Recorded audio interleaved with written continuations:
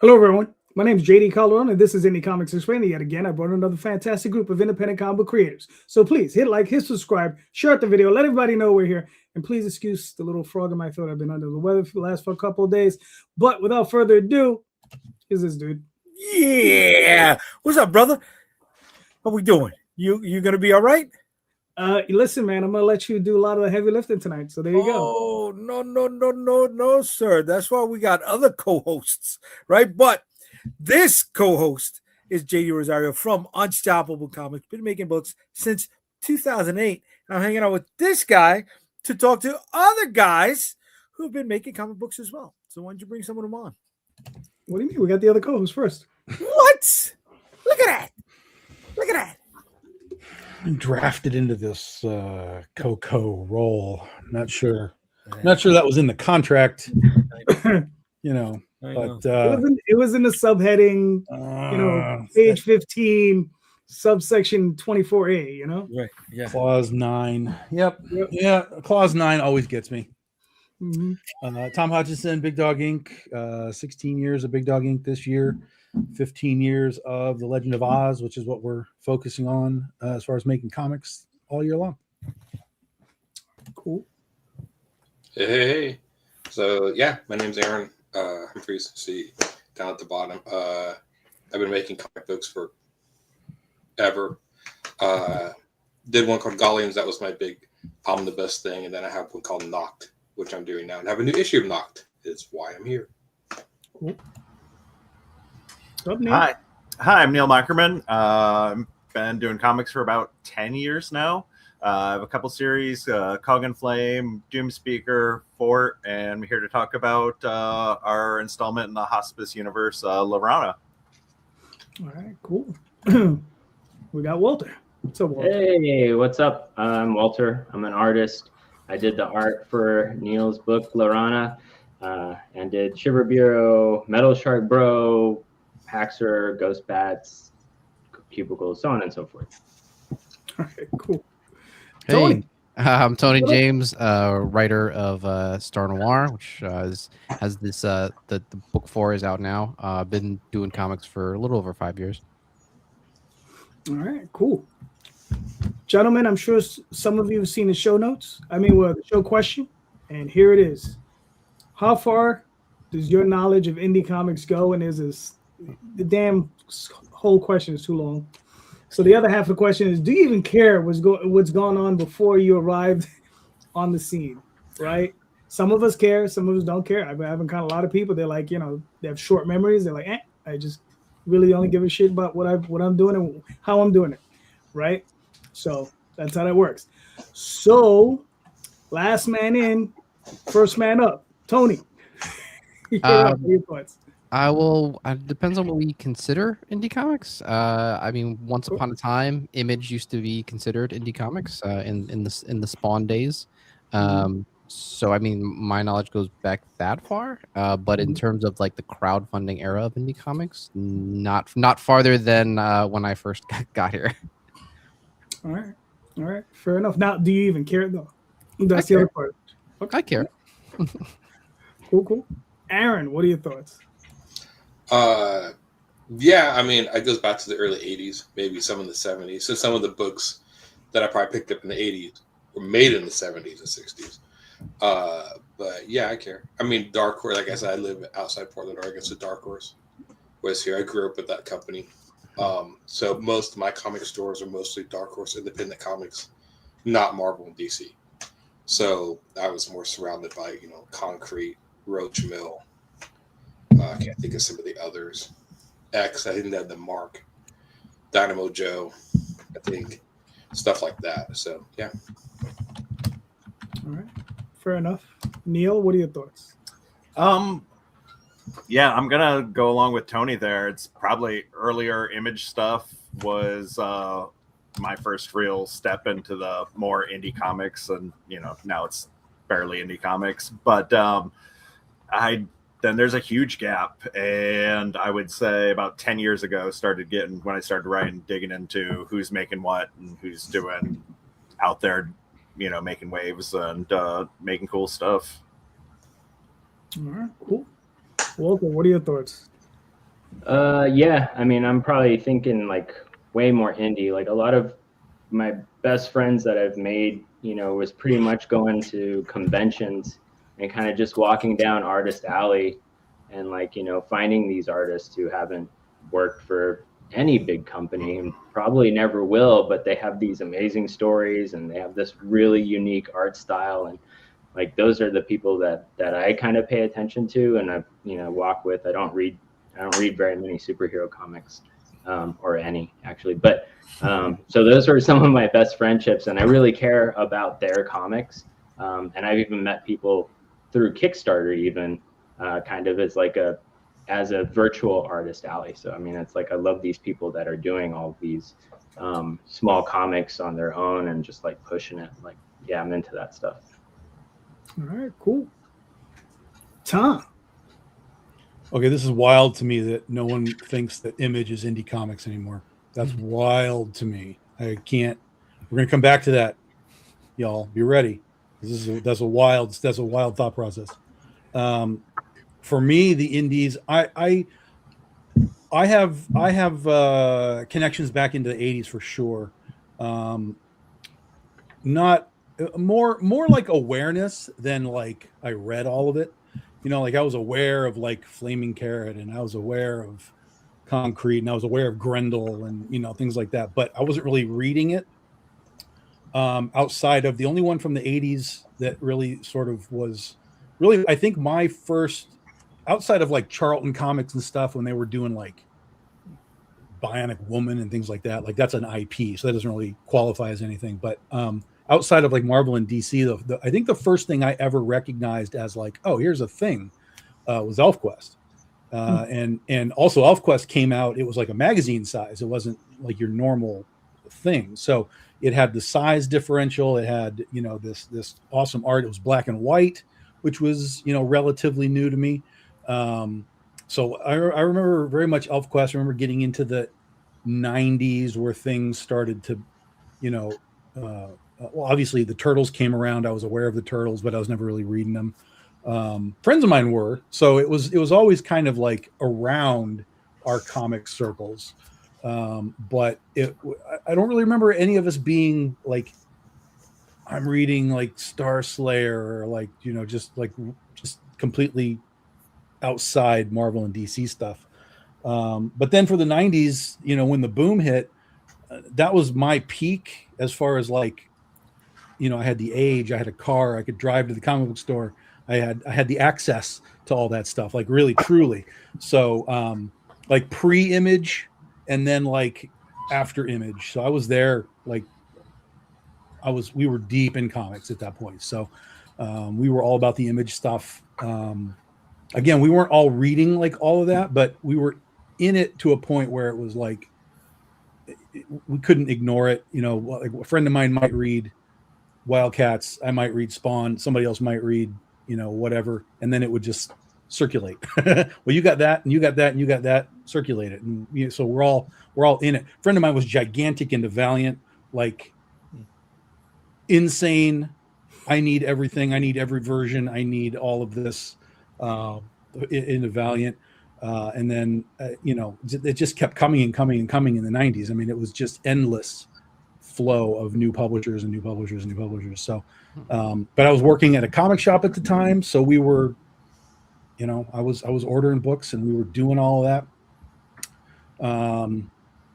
And so for me, I've discovered a bunch more now that I'm kind of older, and I'm done with Marvel and DC at this point. Like there's really nothing that I touched for almost a decade from either of those companies. So in that time, I've now sort of reversed course, and I'm kind of going backwards through the comic realm. Like, what did I miss in the 2000s? What did I miss in the 90s? What did I miss in the 80s? And I go backwards and I find stuff, which has been pretty fun.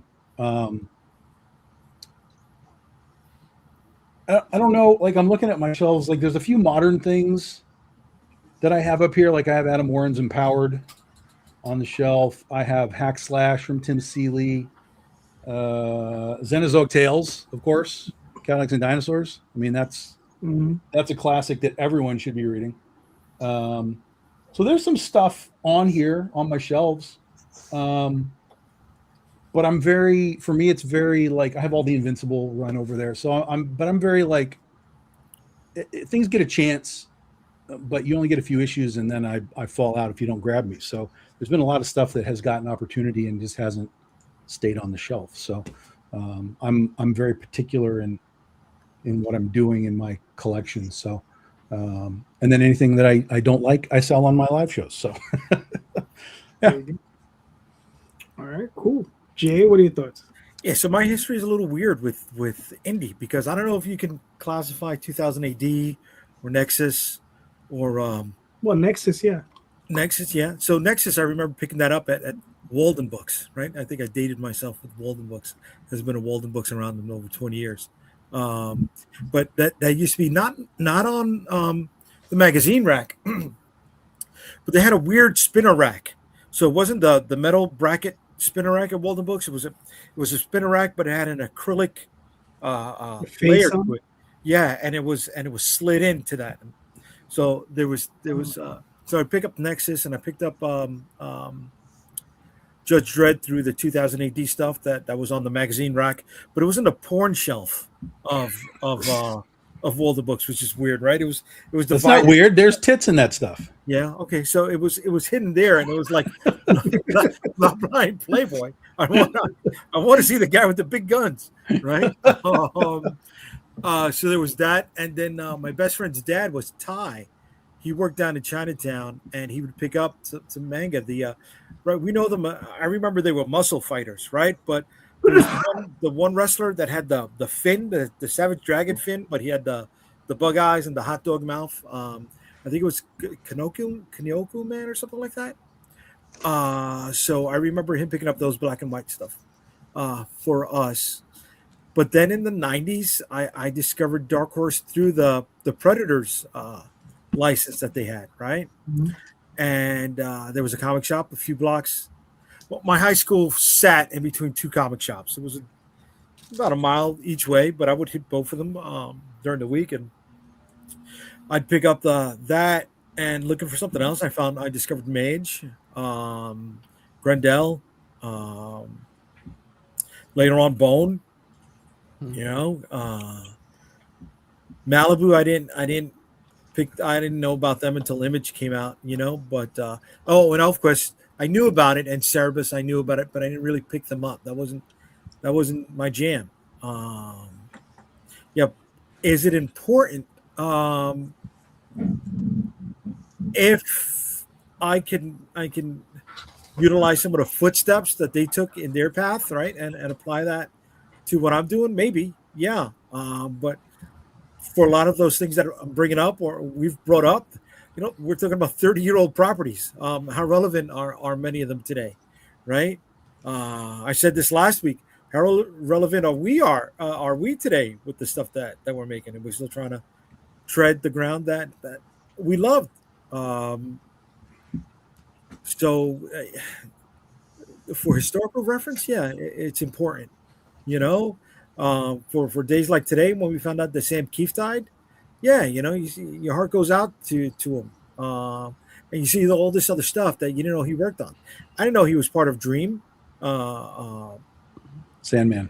Excuse me. Yeah, I didn't know he helped to create that book at all. So I was like, oh my god, that's new information for me. You know,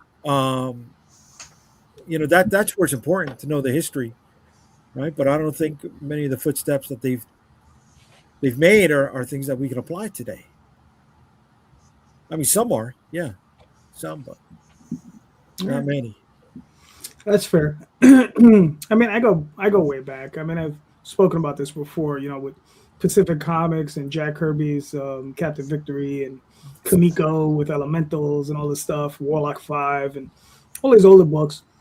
I was always attracted to anything that wasn't Marvel or DC. That's not, I appreciated those books for Marvel and DC, but I was really attracted to anything that wasn't them because it was different. It was unique to me because their stuff had a certain level of sameness, right? It was good, but I wanted something a little different, right? And the reason I bring this subject up is because my wife Daphne she's, through her own watching and viewings, her opinion is that, that when we die, all our stuff is going to go into the bottom of a dumpster. Okay. All of our collections, all of our work, right? Because she's seen it happen, right? We know of creators personally who, when they passed, their family literally said, come and get this stuff from us, or it's going to go into this dumpster. Okay. And the one thing I tell everyone is, like, if you want your work appreciated, you have to appreciate other people's work. If you want your history at some point appreciated, you have to appreciate other people's history, the stuff that has preceded us, right? So that's how I look at it, right? So that's why I bring up the subject to sometimes just remind people. I mean, and I'm going to tell you right now, it's not that expensive. Go into a dollar bin, yank out some of those old 80s black and white comics, man, and just read it. If you like them, pass them on to people. It's not a big deal. You might find something you like, there's a lot of stuff out there, man. You'd be surprised, So anyway, that's morose enough. Let's move on. Jay, you got a happier question? No, because you just sucked the wind out of me right there, bro. Shit, I didn't know when you were sick, you were depressing too. Damn, man. Okay, all right. So we're on the indie train right now. If there was one indie book that was discontinued, or their creator passed on, what book would it be, and who would you want working on it today? All right, cool. Well, Aaron, you're up. Repeat the question one more time. I don't know. I was going off the top of my head, bro.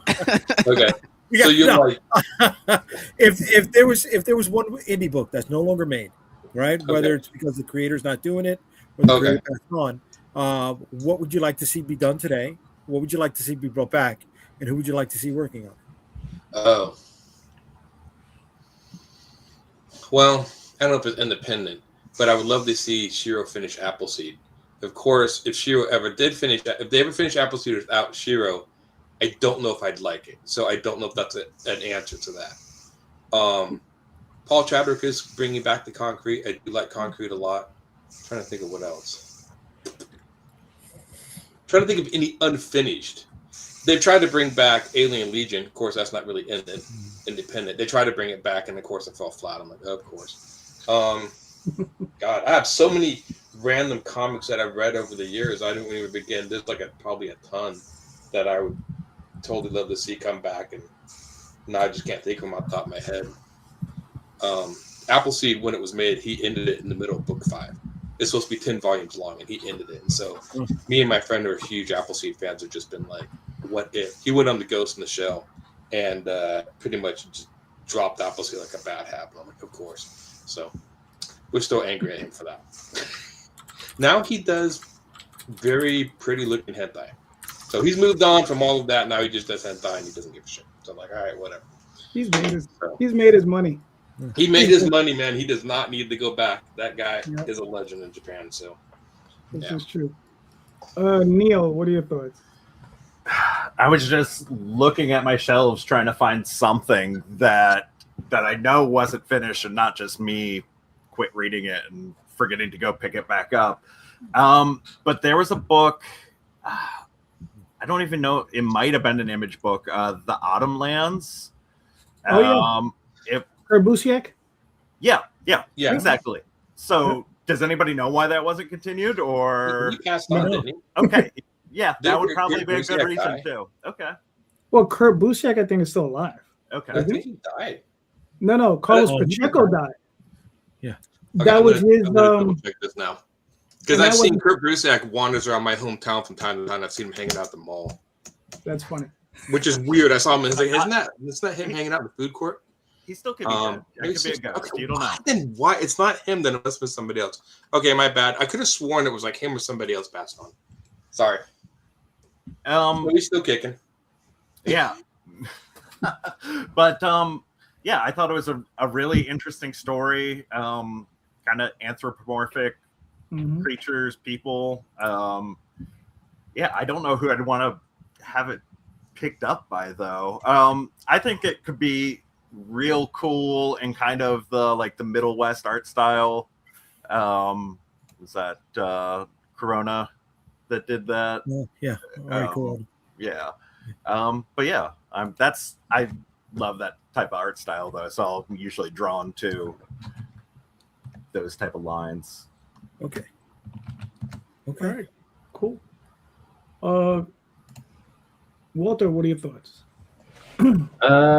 Yeah, I think this one comic book called Shiver Bureau by Walter Osley.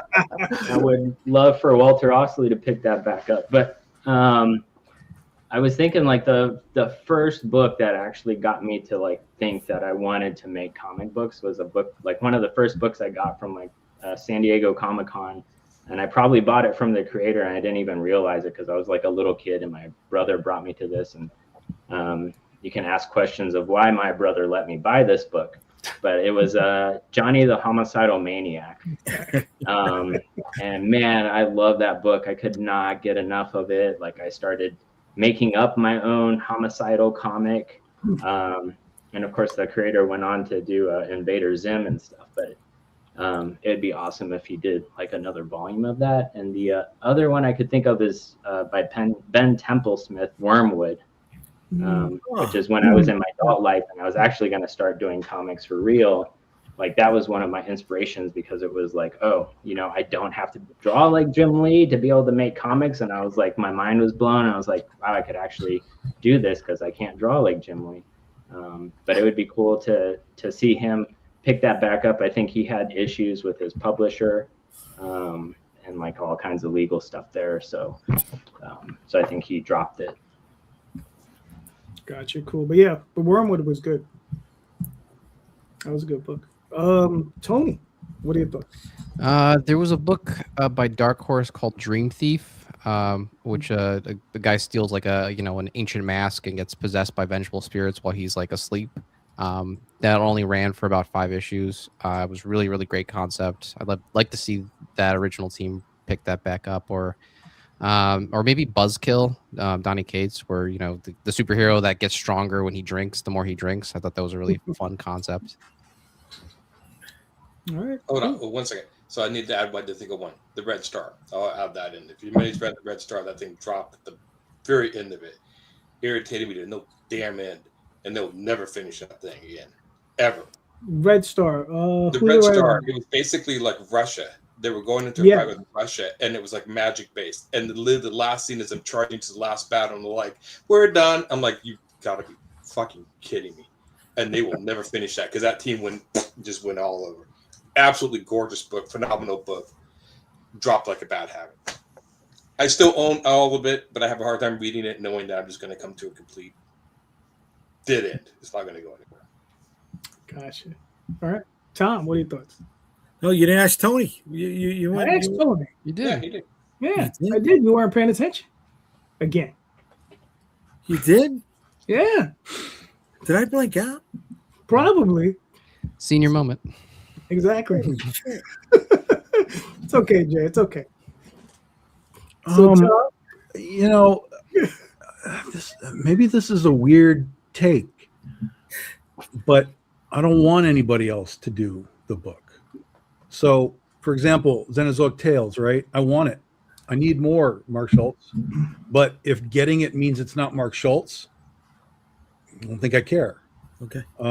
Even if he's writing it and someone else is drawing it, I don't think I care. Now, if someone else was writing it and he was drawing it, maybe, because at least I'd get that art. But yeah, I really don't have anything that's outstanding that I'd be like, oh, that should come back without the creator, because that's sort of what this question is landing on, is who else could do something. And the answer is anybody could do something. But would you put Grant Morrison on Xenozoic Tales? Probably not. I don't think that we necessarily need that interpretation. So I think we're if the creator, I mean, it's a bummer if the creator passes, right? Like then you're really just sort of like, well, that's it. But if the creator is so disinterested in whatever it is that he's like, never mind, let it be. Like, just let it be, because that he gave you what he had for you. Because if he wanted to come back, he'd be like, well, I'm going to do Seed 6 through 10, and I'm going to wrap it up. But he clearly just isn't there, so Is not there's no point in forcing it to be there, Right. you know. So for me, I would just let sleeping dogs lie. I don't think I'd ever really look at something and be like, put that guy on that. Like, I could say, like, I could say, like, Art Adams could draw Xenozoic Tales. I would love to see Art Adams draw all that dinosaur stuff. That would be cool, for sure, 100%. And you'd probably get me if you had sort of a top tier guy coming in and doing that stuff. I'd be like, yeah, okay. But it still wouldn't be what the series was. So there would still be sort of this, oh, Mark Schultz, this is so great. Okay, Art Adams, so it's good, but it's still not what it was. So I'd rather just leave it be. It's sort of like all these movies being remade all the time. It's like, just let it be. Bring me something else.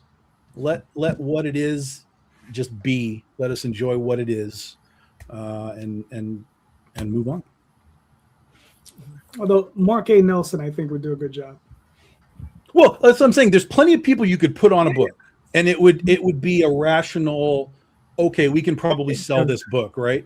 I'm not saying that no one can replace Mark Schultz, but if Mark did 14 issues and this is what you're in for, and it's his creator-owned thing, like there was no like, well, one issue was done by this guy and one issue was done by this guy. Like if you had that sort of as a precedent, like every now and then it did change, that might change the thought process a little bit because you're used to that change. But it was him from beginning, middle, and end all the way through. So I don't know that I would want any more of that in that context. I mean, last I heard, he was doing another arc. Supposedly, but that was like 5 years ago. Well, we might be close to being done. We're almost done. Almost done with another 20 pages. Exactly. You might always be done. All right. What's funny is, I mean, as far as like what's not done, and here's the thing: the only creator I'd want on these 2 or 3 books that I'm going to mention is me, right? Because I'd want to write them. And it's more because it's just a childhood thing, you know. It's like one of them's Captain Paragon, which was like an early AC comic, right, that I really enjoyed. And they released the first 4 issues, and I know they've done other stuff with the character, but I would pick it up right after issue 4. I don't care what they did afterwards. And then another one is Dragon Force that Dale Keown worked on when he was at Aircel, just because it was just so weird. Another one would be but if there is a comic book that I would love to see finished by the original creator, it's Elementals by Bill Willingham. That's one of the few books that I want to read that book. I don't want to any part of that book. I want Bill to write it. He can get a good artist to draw it, and he can do the covers, and I'd be happy. I'd be very happy. So, you know, yeah, that I think that's where I would be. Okay. All right. Well, I would like to see Leonard Nimoy come back to do Technomage. You're gonna have a bad Hard day. time doing that one. You're gonna have a bad day when we tell you something. I know. I'm sorry. That was one of those wizard pushed indie books. You know what I mean? I think it had more publicity than it did have fan interaction for it. But I really would like to see Joe Quesada and Jimmy Palmiotti. They did a book called Ash. I think he got up to issue number 5 or 6, something like that. I think they went right on to do Marvel Knights, so that's why they never finished it. Mm-hmm. Right, but I'd love to see that. Yeah, I'm a New Yorker. The firemen are the heroes out here. That's as close as we're gonna get. So that being the star of the book was just like, oh, you know. But I don't think we're gonna get that. Yeah. No, you'll never see that. No chance. Yeah. No chance. Even now, even with him out of Marvel and going back to doing his own stuff, Ash is not even. And wasn't Painkiller Jane's theirs as well? It was, but see, that's the thing. Painkiller Jane just finished up on Kickstarter. If it's not still going on right now, you know. But I've asked him Palmiotti because he's more reachable than Quesada is. I've asked Palmiotti a bunch of times, and he kindly dances around answering that question. So Okay. I mean, my understanding is they're still friends, but Yeah. we never know what happened in the background. So never know. you never know. But I mean, it could be something dark, but nowhere near as dark as Star Noir, right? So, Anyway, Tony, do you want me to play this video? yeah, it's a minute long. Welcome back, readers. Last time in Los Angeles, our ace detective received a mysterious letter from our elusive killer. With another copper having kicked the bucket, he set out with his eager rookie to narrow their leads. They crossed paths with one Orson Welles, a real drunkard sauced all the way up to his eyeballs. Our detectives learned the late Patrick Perkins was hunting one of their colleagues before his demise. Meanwhile, Captain Higgins became a prime suspect, vanishing into a peculiar domicile in the sticks. In our next chapter, the poop hits the proverbial fan as our gumshoes tango with the deadly shapeshifter. Several threads in our mystery reach a breaking point, tightening the noose around our detectives. Danger lurks around every corner like a back alley shadow. Things go belly up for everyone involved. Book 4 is penned by Mr. Tony James, a writer of sorts, a lover of old noir and science fiction. In his corner are his 3 able-bodied artists, aces in their own field, much like our detective. And Jumpin' Jehoshaphat. Take a gander at those rewards. The exclusives are a real humdinger. Be sure to peruse the add-ons as well. Commemorate your purchase with these additional items. Be a fuddy-duddy. Back Star Noir today. It's the only way to defeat the communists. Nice. I always love that. Anyway. So Tony, what are we looking at here, sir? Yeah, this is Star Noir. This is like LA Confidential meets the X-Files. It's about a 1940s detective who teams up with this gray alien to stop a reptilian shapeshifter who is posing as one of their fellow officers in Central Station. And while they're trying to figure out which one of their fellow officers is an alien, a bunch of detectives are getting picked off one by one. It's been a really great series. Every book does over 10K. This is the 4th book in the series. This has been the biggest launch the series has had so far. We hit our funding goal in like 2 days. So yeah, now we're doing stretch goals. If you've never read it before, there is a preview link for the first 9 pages of the first book right under the cover. You can also check out my other stories, Moonshine. It's a lunar western, and Reloader is just this revenge story set in virtual reality. There's previews for those as well. If you're trying to jump in on the story, there's a catch-up tier called The Big Sleep that's right at the top. The art team did a nice Batman print that we added as part of one of the rewards. Our artist Pablo did a watercolor of his own volition. And we decided to put that on canvas and a poster print as well. And you can also be drawn into it. There's a couple spots left to that. We did that last time for book 3. Readers got a real kick out of that, so we're doing it again. And now we have an enamel pin of our gray alien Ellis Tate. Cool. Nice. Yep. Very nice. And I remember it's a 6-issue limited series? Yes, sir. Yep, we have another arc after this that'll take place in New York City during Prohibition. But this is a great murder mystery. Really been enjoying working on it. Just have really passionate readers that have really been giving this one a lot of love. So very, very happy to work on it. All right, cool. Listen, man, I think I've had you on the show since the beginning, right? Since the first one? Yeah, man. I mean, I'm still waiting, Tony. I'm still waiting. Well, actually, you don't have to wait because there's a reward tier that's just for the first book. If you just want to, if you want to get a taste of it. Man, I want the whole thing. I'm greedy. Get the taste.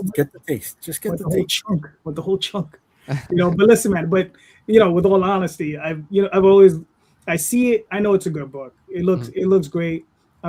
I'm waiting. I tease, but when what I'm waiting for, when it comes out, I'm gonna get it. So, okay. But it's a great looking book. And I'm like I said, I'm looking forward to it. So with bated breath. But you're another 24 days. You're 15K. You're way ahead. Yeah. It looks like it's gonna be perhaps your best, launch today, right? I think this will probably be your best. Yeah. It's been really, really strong this time around. It's great. So if you like the X-Files, if you like, LA Confidential, we really kind of blend that 1940s noir aesthetic with kind of very creepy, grounded feeling aliens. So this one, a lot of people die in this one. I mean, people die in each one, but this one more so than ever. Gotcha. Very nice. Very nice. How many pages per issue? It's about 50. So All right. they're meaty chapters. Nice, very nice, very nice. All right, so everybody got another 24 days. Go check it out. Great book, great creator. All right, very nice. Then we will pull up. All right. All right. Neil, do you want me to play this video? Whew. If you want to, man, it's something. Definitely not on Is it like 2 hours? same wave. No, it's 30 it's 30 seconds of just pure cinematic genius. Gotcha. Hi there. I'm Marcus the Frog, and I'm here to tell you about a comic book that's started now on Kickstarter. It's called Lorana. It's part of the Hospice universe, and it's about a luchador who's frog themed, and he's got a demon inside of him who's a frog, and it's about family. And you should back it on Kickstarter. All right now, bye. All you need that to know. that was something. That Was indeed something. Yeah. Right. So, Neil, what are we looking at? Okay, so Lorana is part of the Hospice universe that Travis Gibb et al. Did their first season of a couple years ago, and they're starting a new season. So I think 5 groups of creators are putting out their own one-shot comics put in the Hospice universe, and ours is Lorana. It's a story about a luchador who his family has a curse. They're carrying down this demon through the generations, and it's causing them to be worse and worse bad people. Lorana tries to put it in the ring, use that for his aggression, but the demon, who kind of dresses as a frog, his name's Big Jim, makes a deal with him to start killing people doing bad things for, fame and fortune. So that's where we are there. But the demon was originally a frog, and I think Walter asked randomly maybe he could just be dressing like a frog. Is that true, Walter? Is that how we came to that? Yeah, I mean, I think it all came apart, like, I think when we were doing sketches and I was doing the thumbnails. And so, our comic thumbnails are super loose, just shorthand for things. And so I drew the frog in there as like a placeholder for where he's going to be, because we hadn't quite designed him yet. And I drew him like this goofy looking, like Kermit looking frog. And I was like, man, it would be super funny if that's just what he looked like the entire time.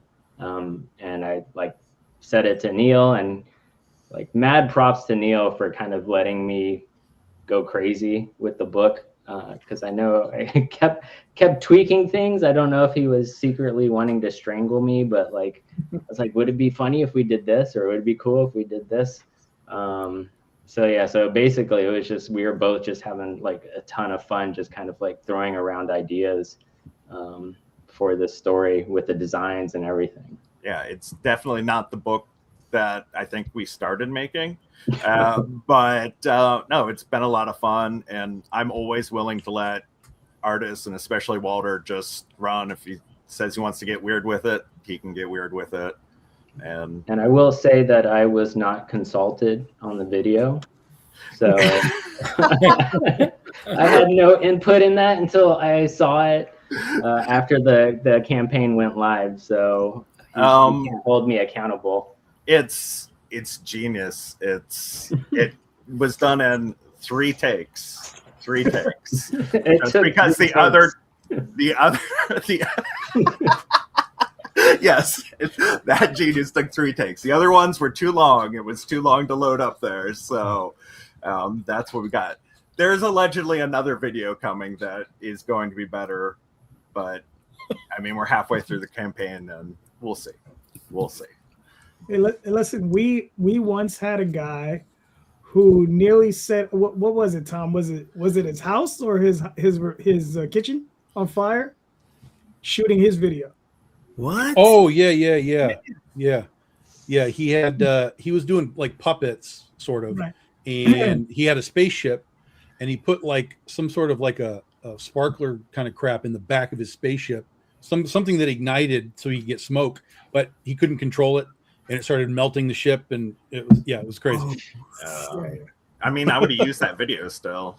He did. Yeah. He did. Oh yeah, he did. Yeah. Perfect. It was hilarious because he did it with his kids, and it was so funny. Yeah. And listen, I actually liked the frog. It was fun. I thought it was good. You know. Wait, that was a frog on the video? Yeah. It was a puppet frog. It's on brand because everything's Yeah, frog. I get it, but he was brown. Not all frogs are green, man, and that was his belly. Listen, I am a herpetologist, and that looks like a frog to me. So Okay. All right, listen. It's all right. Jay thinks that Godzilla is green too. He's a lizard. I think Jay's a little colorblind. this is a newsflash too. Not all lizards are green, man. I don't know. I don't trust you guys. I think you're trying to gaslight me. Yeah, you guys are messing with me. So Neil, is this a one shot or a limited series? What are we looking at? Yeah, it's 24 pages long. It's done. I mean, Walter did throw an open ending on there with the little frog riding off into the sunset, but I currently have no plans on continuing it unless Walter really wants the adventures of Frog and Ranita.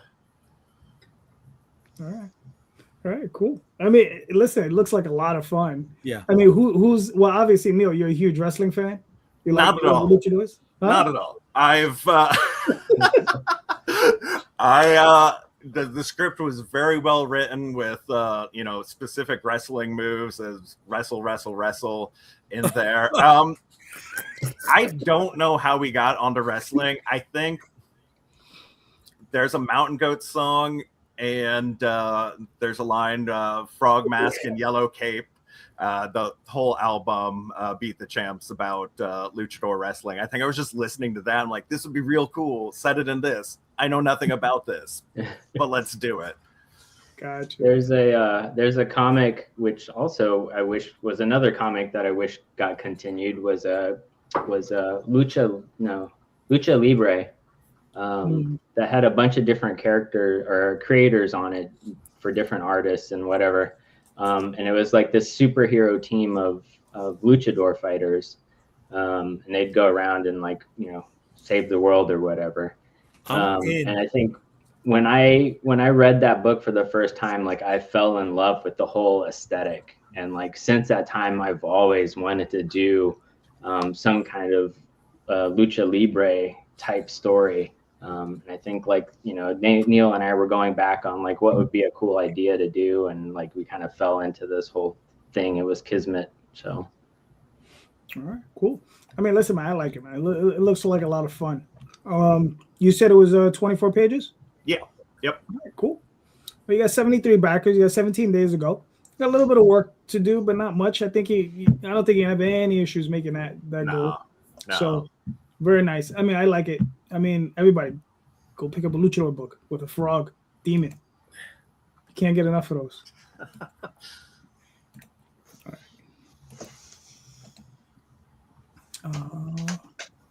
Okay. Mr. Humphres. Yeah. Talk to us.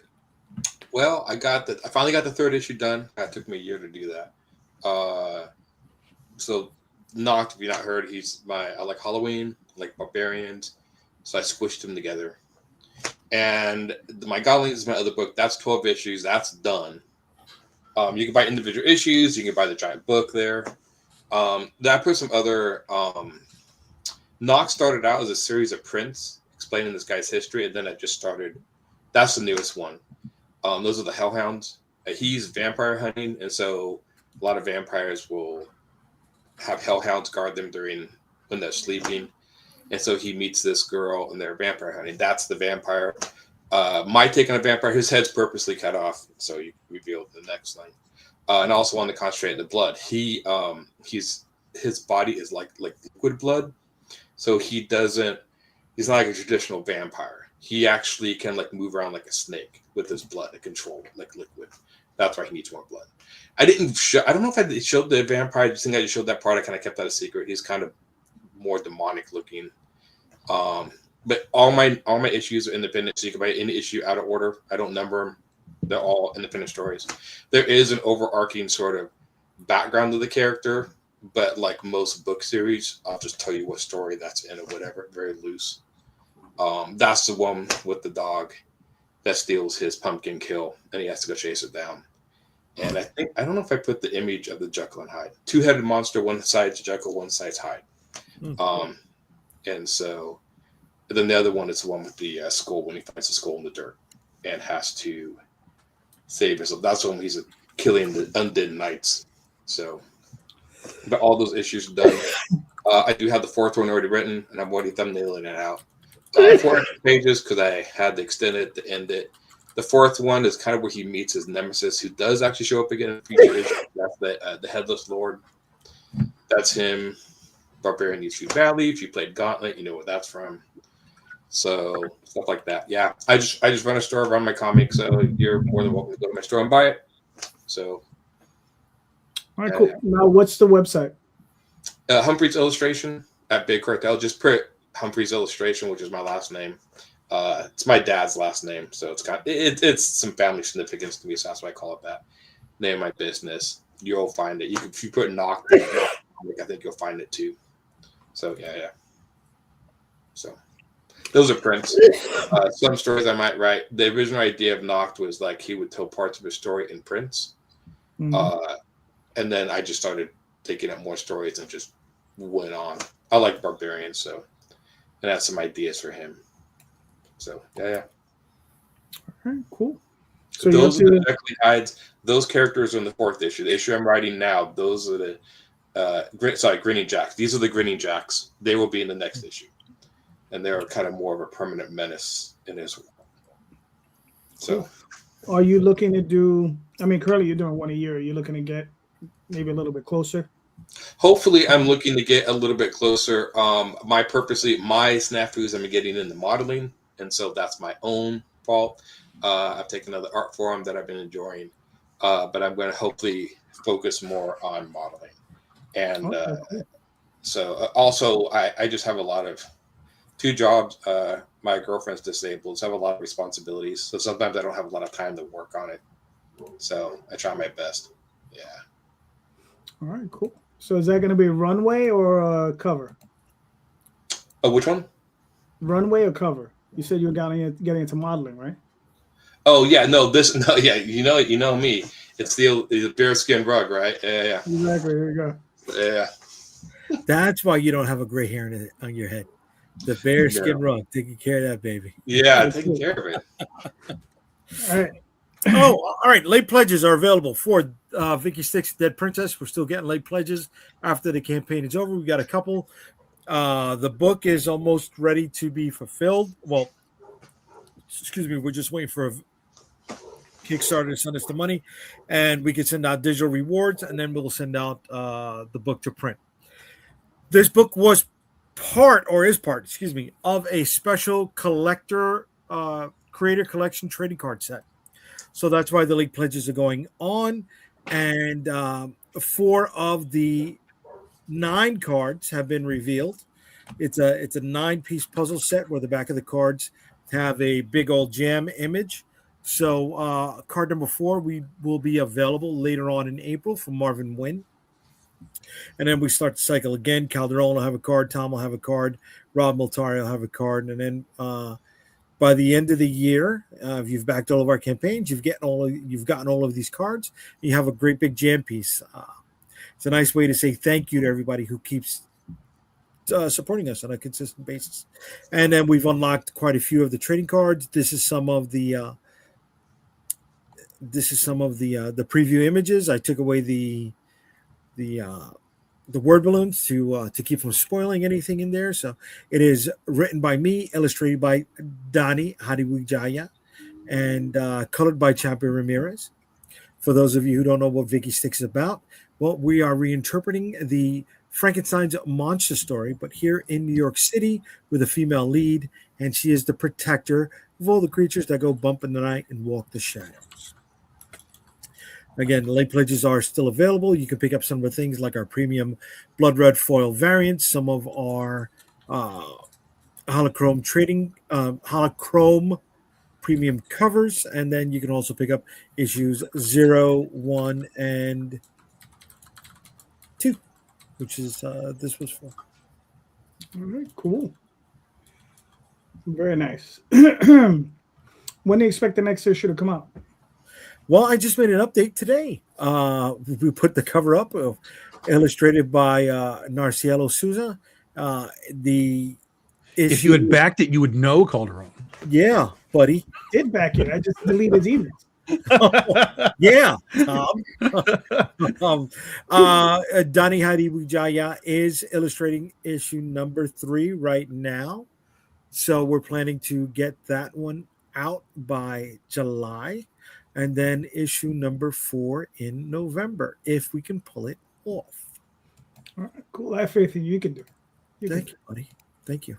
You can do it. That's a card set right there. Put a single on you. Put a single on. Come on, buddy. There you go. That's the There you go. That's the trading card set. Yep. There you go. All right. And I resisted. I don't know if you noticed. I know you noticed. Excuse me, I did notice. Yes, I'm not going to say it, but yeah. So what he's talking about, folks, is that the back of it also has the what the jam piece looks like, and there's been times where he has slowly revealed it, even though we're trying not to. Yeah, but it's there. It's there. I'd pick up my cards, but you're sick, so I can't afford to get sick right now. no, I got you. Tom, what's this? So this is what we're launching on Saturday, March 28th. This is our dual celebration here. It's 16 years of Big Dog Inc. That's why it's the BD 16 Ozthology, and it's the Ozthology because it's the 15-year anniversary of The Legend of Oz, The Wicked West. So we're going to show you guys the covers. This stuff has only been seen by our Patreon members so far. So you get a little world debut here. So you're going to get 3 10-page stories with characters that you can see on the cover here: Overman Anu, the Glass Cat, and the Silver Princess. There's 6 new characters across these 3 stories that have never appeared in our main Legend of Oz series before. So it's a ton of new characters. There's the Glass Cat variant by Asher B. Why are we not clicking the machine? There we go. That is the Silver Princess by Nia Rufino. That is Overman Anu by Jason Hare.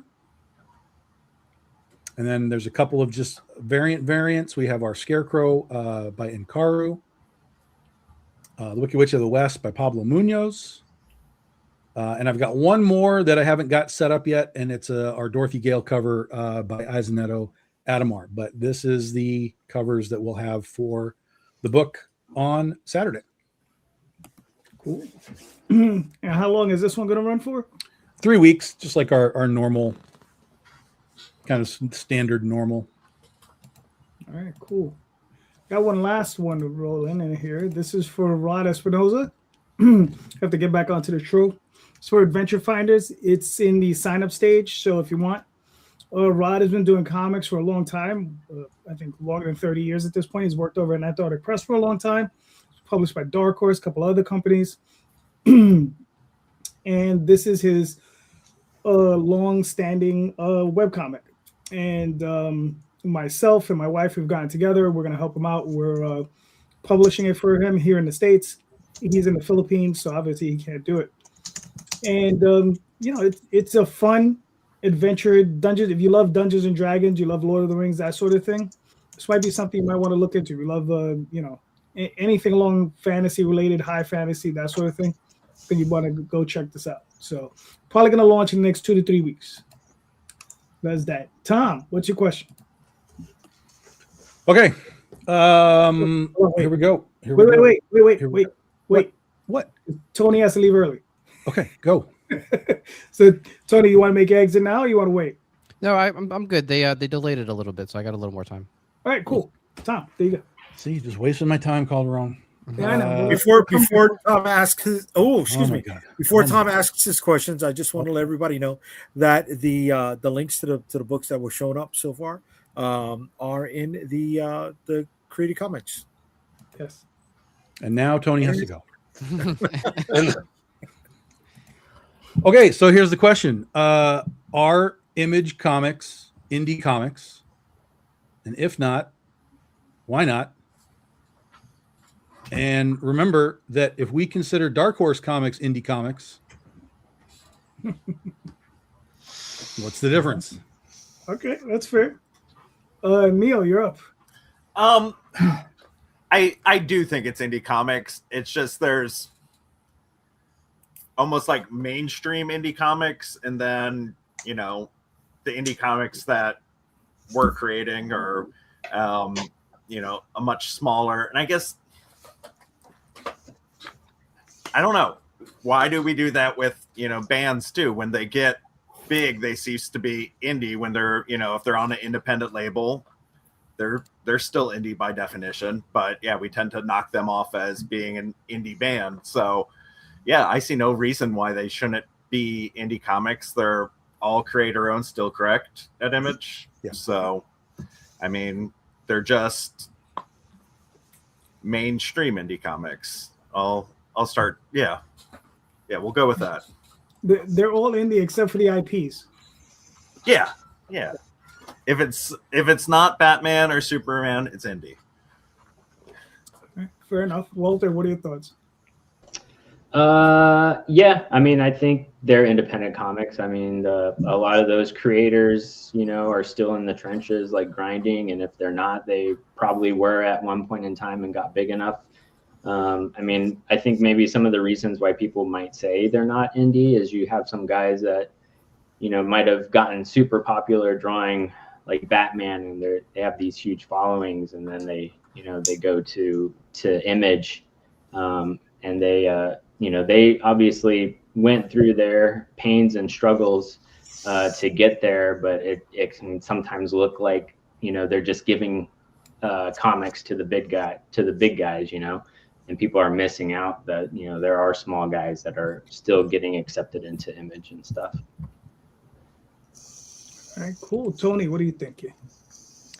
They're indie by technicality. I think it's safer to say they're creator-owned books, but I feel like the crowdfunding space is actual true indie. I just think that a lot of the mainstream kind of Image Comics creator-owned stuff, they've got a rap sheet of mainstream credits under their belts, and I feel like your true indie does not have a lot of those things going on for themselves. So it's really more purely about the work, where I feel like with Image, it's like the creator first and then the work that they have. All right, cool. Aaron, what are you thinking? I guess, I don't know. Every time I try to explain indie comics to anyone outside of comics, they always like, independent from what? I'm like, I don't independent from the man. I don't know. Independent from Marvel and DC. Why is that a big deal? You know what? Fuck it. They're just comics. All comics. Image just publishes comics. That's it. So I don't know. I get tired of the indie thing, and I don't really think indie even brings anything to the. Saying indie comics doesn't mean anything to anyone. So I just call them comics. So are they still indie? If you want them to be, I guess. Other than that, they're just comic books to me. They're all just comic books. I get tired of trying to explain that to people. Why are they independent? Whatever. They're just comics. I'm gonna go down that road. All right. Jay. No, they're not independent. They're creator owned. 100% they're creator owned. They're not independent because they got a great big marketing machine behind them. Right? Independent. So Dark Horse isn't indie? No, not anymore. They've been sold twice over, bro. They've been sold to they're currently owned by Endeavor, right? A Swedish video game firm. And I forgot which organization owned Dark Horse before. Right? No, they're not indie. They're not indie. Not even Bad Idea, because it's got Hollywood money behind it. Not even Boom. Well, yeah, that for sure. Yeah, It's got Hollywood money behind it, right? Yeah. Even the ill-fated TKO, when they were selling, right, Exactly. They were selling their books in miniseries sets, right? They weren't even doing individual releases. They were just putting out the 4-issue set in a nice collector's box. And whatchamacallit, it was a director who was getting a VC money behind them, right? Radical. They didn't survive this whole thing, right? But they were only in it because they were optioning their stuff. They had that Hercules movie made with The Rock that came out after they went out of business. Yeah, it was a bad movie, right? That's true. No, and Mark Silvestri can disagree. He can disagree, right? But he's got millions upon millions behind him, right? But he has millions behind him because he built. Of course. So this is the thing, right? I'll wait until it's my turn. Yeah, okay, but you know what? They were building the stuff, but they had a lot of Hollywood investment. They had agents, bro. They had managers behind them. Yeah, but that was the 90s. Okay. I mean, that was the 90s. Image didn't start as Image. Image started as a subsidiary of fucking Malibu. Well, no, the guys went to Malibu to put their books into the market. Yeah. Right. Had they done it on their own, yeah, they probably could have done it the Dave Sim way, right? The Dini way, right? Those guys, they were independent. They were independent. But once you have investment money behind you, and I'm not talking about backers on Kickstarter. I'm not talking about angel investors. I'm talking about corporate investors, VC money that have a vested interest in you making it outside of the comic book medium into something else. So according to Jay, 90% of the publishers, small press, indie guys that have existed in the last 20 years aren't indie because they all had money behind them. Yeah. Okay. Yeah. So my question is, if it's based on money and independent means poor and non-independent means wealthy. Right. Where's that money line? You have to have like 6 million, like 6,000 to be non-independent. I mean, where do you go from being independent to making so much money you succeed into whatever category non-independent is? All right, so let me step aside the comics. No, dude. Let me step aside the comics for a second. Okay? Evil Dead. Yeah. Right? Sam Raimi. The first one, the second one, that was independent. The third one had a major studio behind it. Was he still independent? Sure. But Image as our example, when you had the original 7 guys, right? So you had those 7 dudes. But like when the next round came in, those guys weren't getting fed money. They were just like, "Hey, Sam Keith, come do your book." Right. And he just did his book. I'm not taking away from creator owned. Is it creator owned? 100 motherfucking %. How is it? I'm with that. I'm with that. But Sam wasn't paid to do it. Sam was paid. But you know what Sam had, right? Sam was paying his $3,500 a month into the Image Corporation, of course, to have the sales team, right, make calls on his behalf, the marketing team to put out ads for his book. Do we have that? Or do we have to do that ourselves? So Aaron was right. It's indies are poor. No, because you can have the fucking dough. Let me ask you this. What's up? Is Brian Pulido indie? Is Brian Comics Pulido indie? Because he has everything that you're talking about right now. Yeah. He has everything right. Because he's making his money. He bought his product back from whoever he sold it to. Correct. Yeah. Right? Yeah. You know what? I'll go as far as to make the water even muddier. Eric July, right? The Rippaverse. I would say he's indie because he's putting out his own. Yes, he's making $2 million when he sold that first one. Yeah. Yeah, but he's got a team. He's got people marketing. Right. He's got an audience. He's got everything that you just said Sam didn't have. But did he have that? Did he have that going into it? Or did the money that he raised? No, it was built. It was built. Just like Image was built. Yeah, it was. Yes, you're going to get to a certain point where whether you like it or not, that sellout term can be applied to you. Not saying that you sold out to the man, right? But in the greatest scope of the community, oh, you're not one of us anymore, right? You've sold out. Can that happen? Fuck yeah, that could happen. Fuck yeah. Okay, right? So my next wrinkle in your argument, and I hate to annoy you, JD, even though it's a little fun. So would you consider the Image guys, since they got their popularity boosted by Marvel, truly independent, because Image was really kind of successful because they're a bunch of Marvel guys. Jeff Smith, Eastman and Laird came from nothing and made out of just their property. So can you argue that Image was successful because of the books or because they were hot superstars from Marvel? I want to say a little bit of both. I'm not saying they weren't indie when So they were. who's more independent, Eastman and Laird and Jeff Smith, or the Image guys? Now I'm torturing them. Jay, can I step in? Jay, can I step in for you a little bit? Okay, good. Jeff Smith did wind up at Image for a while and did manage to build up his fan base there. Yeah. Eventually ending up going over to Scholastic, where he really sold some books. Yeah, so did Tony Moore. He moved over to Image too. Right. And it doesn't always work for them, right? Jeff Smith came back. Jeff Smith, he stepped back out of it. Yeah. But he's still at Scholastic though, and he's still selling those foreign rights. Is what's really keeping him afloat. Now, so I would say Eastman and Laird were indie because they went and they sold those initial 3,000 units on their own, and somebody came knocking on their door. Whether the story is accurate or not, after 40 almost 50 years worth of telling, it's become a big fish at this point. I don't know how accurate it is, right? But yeah, somebody went knocking on their door.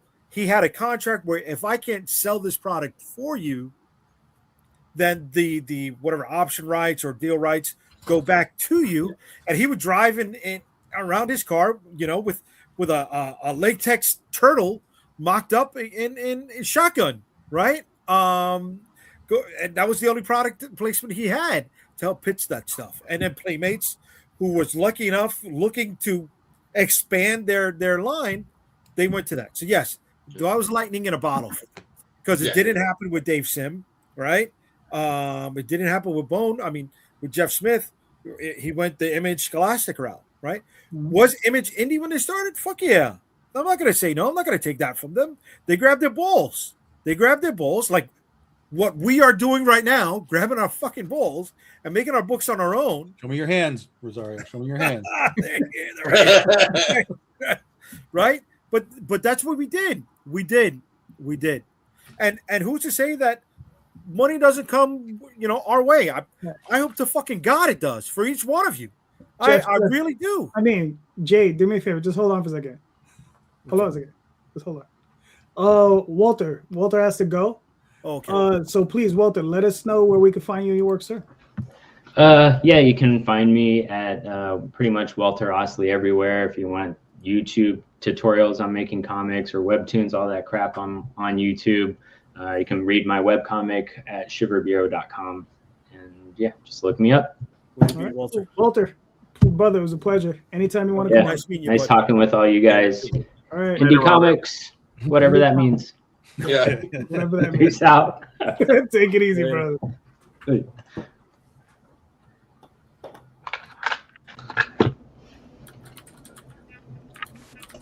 Okay, Calderon, answer the question. Yeah. Man, it is such a fucking complicated question, because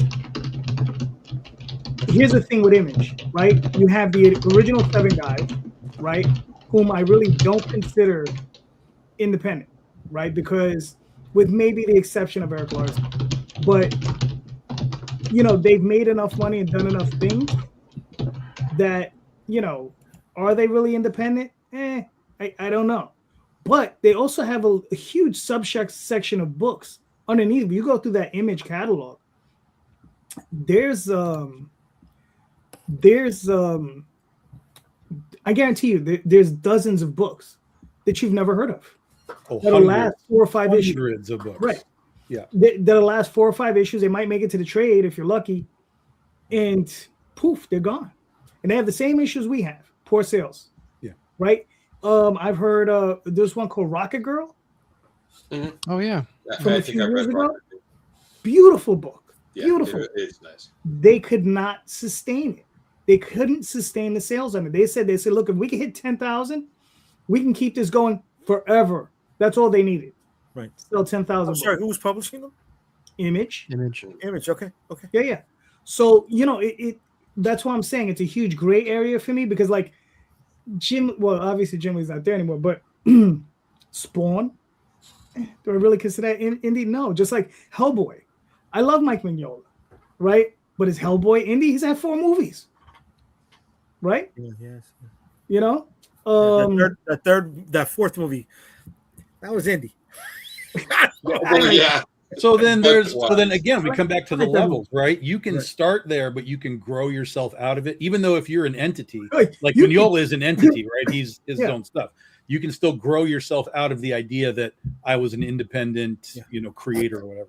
Right. But also you have guys coming out of Marvel and DC pitching stuff to Image. They put it out. Right. And like I said, there's this book, Rocket Girl, which was a beautiful book, right? Fun book, but went nowhere because they couldn't sustain sales. Right. So it's like, it's one of those things. So it's like, and it's like Tom said, you'll see hundreds of those books in a catalog.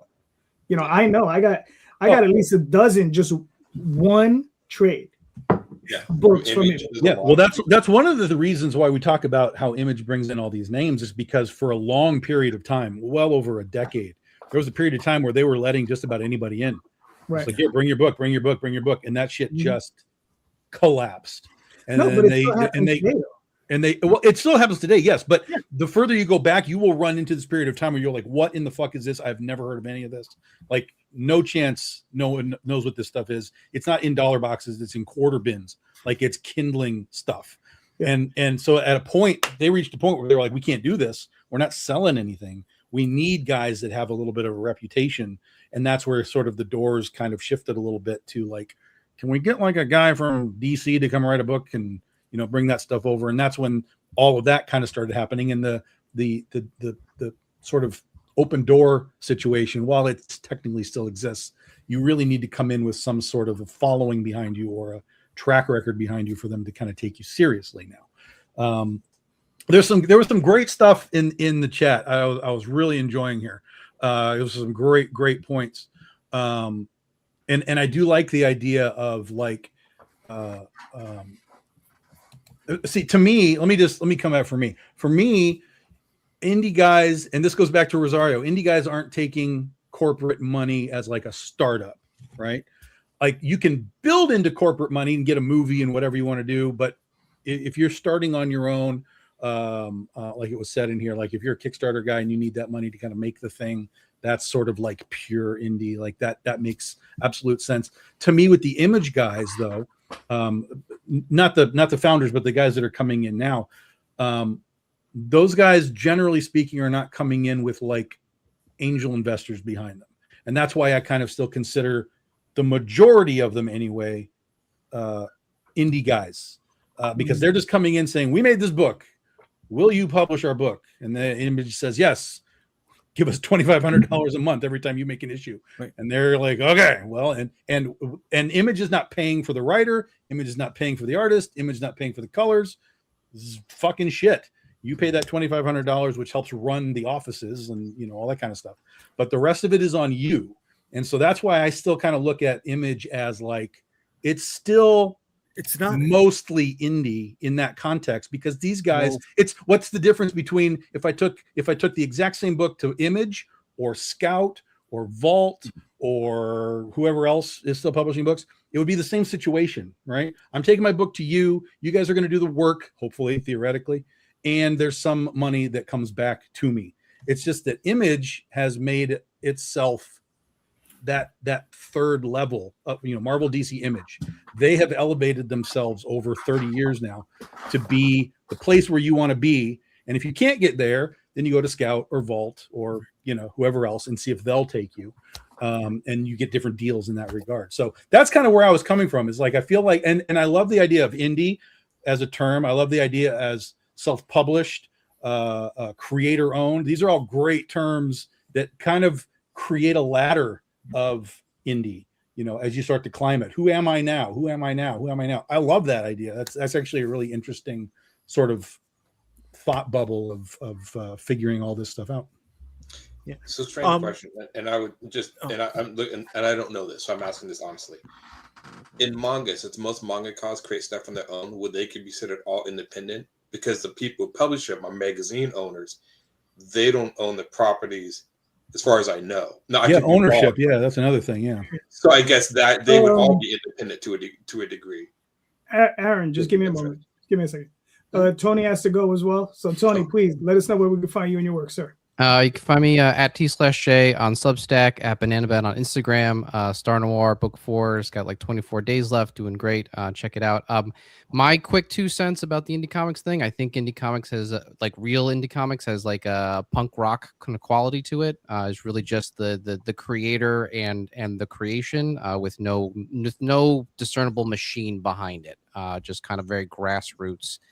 That's my take on what true indie comics is. All right, cool. Tony, man, it was a pleasure as always, brother. Take care. All right. Take care, man. All right, see you guys later. All right, bye. All right. I'm sorry, Aaron. Keep going. Oh no, you're fine. That was it. That was the question. I'm good. Go ahead. Yeah, I think ownership has to be part of that thought process because, like, again, and this is where it gets weird, right? If we're going to consider Valiant from back in the day, before they were bought by Acclaim, if that was indie, none of those guys owned any of that shit. Like, they were just working for Valiant. But we all were like, "Oh, independent comics. That's an independent comic." Yeah. But they I were think really we're so not. ingrained to think it's independent apart from Marvel, DC that I think we I just think you're right. I think you're right. anything Repeat that? outside that. I lost you, Aaron. I lost you. Can you repeat that part? He said we're trained to think of so there indie are as some that are apart owned from by Marvel companies and DC. some. Okay. Interesting. All right, I did not know that. All right. No, but I mean, look, going back to Image for a moment. The writer of Kill All Immortals, Zach. I'm sorry, I don't remember his last name. But he's a Hollywood writer, right? And it's his agents that led him in this direction. Yeah. Would that be considered part of the machine, right? Because they have a vested interest in getting that property recognized outside of comics, right? And they know that Image is that's just part of the overall entertainment machine. That's like Keanu Reeves going to Boom, of which we are not part of that overall entertainment machine. Not at this point. No, we are not. No. Right. But if we do, just for shits and giggles now, here's the question, right? If someone drops you $50,000 to option your book for 5 years, an average of $10,000 a year, does that now make you indie? I mean, excuse me, does that keep you indie? Does that keep you self-published? Or does that elevate you to the next rung on the ladder? All right. Neil. I mean, I think if he's still publishing his books, but has this big movie deal or something, the books are still independent. Whatever success he has, there's a movie, there's a series about this independent book. If it doesn't get picked up by anybody, it's still independent. It's still, I don't see, I mean, just because you have money coming in from somewhere that is corporate money, I don't necessarily see the difference. If my rich uncle gives me a fat stack of money and tells me to make a comic book, am I not independent anymore? Well, that has to or does it depend on who my uncle is? If my uncle's just some rich nobody, but if it's a rich nobody that has some kind of public platform, then I'm no longer indie. What do you use that money for? Right? Do you use it to expand and elevate yourself? Do you create a corporate IPO? Do you go public with it? Right? There's like Tom was saying before, there's rungs on the ladder. Yeah. Right? You can take that money and cash out. That's it, right? He hooked you up, you took care of what you needed to take care of, and you cashed out with it. Or you're going to continue to publish, or you use that to buy other IP, right? I mean, you can argue too. I mean, a lot of times, especially in comics, if you have a movie, like you said, if you have a movie, you've made it, right? But there's such thing as independent movies. So there's independent movies in the context of movies. So you could even say, like, well, what if you made an independent movie of, say, like The Shield of the Vindicator? Does that mean you made it? Or is now you doing a whole nother indie field? But yeah, and then you can get that same argument. I mean, there's you're big actors in them. Yeah. Oh, it's just there's no way to dissect any of this and actually come up with an answer. But it's a ladder. Here's what it is, guys. It's the sales funnel, right? Except it's the indie ladder. And there's rungs where wherever you are and whatever you've accomplished moves you up the ladder a little bit, until you're Todd McFarlane and you own your own toy company and you do whatever you want. Okay, I want to throw a wrench in this whole idea. All right, because I like where we're going with it. I'm not disagreeing with what anybody is saying. Right? There's different levels and different ways for this all to be interpreted. But Malibu, before it was bought by Marvel, before they published Image, made a book called Men in Black, and then that book became a major motion picture with subsequent sequels. That book was never heard of again as a comic. Yeah. Does that comic book still become? Is it still classified as indie? No, because it's owned by Marvel. They purchased Malibu and they also purchased Men in Black. Yeah. And the reason they haven't done any more comic books is because, look, Marvel can barely handle Captain America. Yeah, that's true. You want them to handle something weird and strange? Come on. They just don't have the capacity for it anymore. They don't have. I would bet that it's different. That's part of it, but I think there's more to it, and it's the reason why we don't get Malibu comics anymore, and it's because all those characters are owned by people. That was the deal. Malibu was publishing them, but all those dudes own their shit to some capacity, whatever the percentage was. And so if Marvel were to publish Prime, they'd be like, "Well, we have to pay somebody money, and we don't want to do that." So I would guess that there's probably something linked into Men in Black that's the same way. That's possible, but I could have sworn they did try to do Men in Black miniseries back in the day. And when I say the day, I mean like the late 90s, early 2000s. Yeah. Right. And it was but based on the movie, right? Well, they had a cartoon they tried to launch too. There was a cartoon done with the same guys as the Jackie Chan cartoon. It was really well done. I forgot about that. Yeah. And I think that was also Marvel's way of maybe pushing that property a little more, but it never took off. Well, yeah, I could see them coming out and doing cartoons or movies because that's big budget things. We can sell merchandise, but for them to be like, well, let's make a comic book. There's not going to be any scratch in it for them. No, I don't. And the funny thing is like there's a few properties that Marvel has done that and then just kind of push forward, like Blade. I mean, they kind of go in and out with like when the Blade movie came out was relatively successful.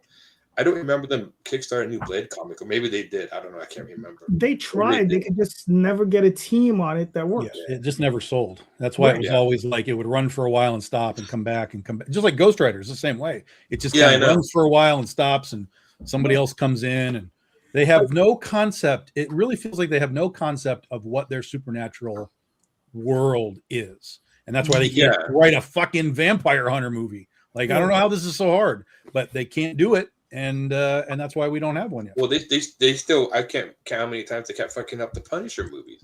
Like Hollywood has been known to make amazing gun action movies, and you guys can't fucking figure this out. You guys can't like give the Punisher to the guys who do John Wick. Just fuck it, give him to that, right?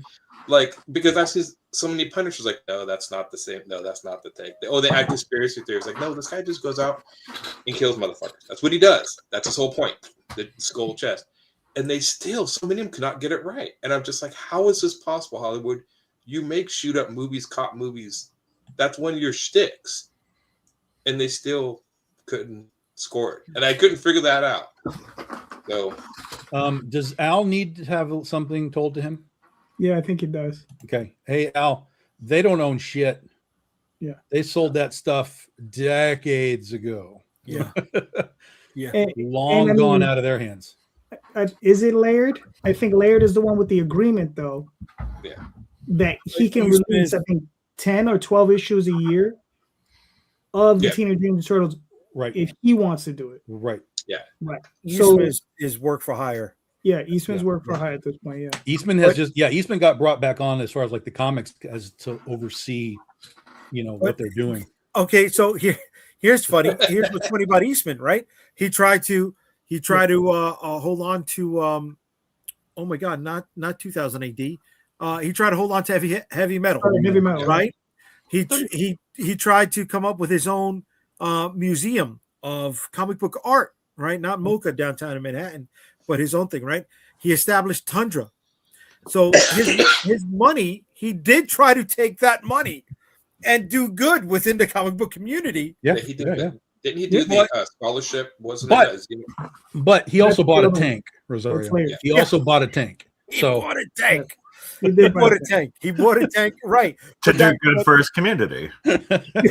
I don't see how those are mutually exclusive. right. It was for the kids. Yeah, It was kids love tanks. Yeah. Who Yeah, never and wanted- did he do?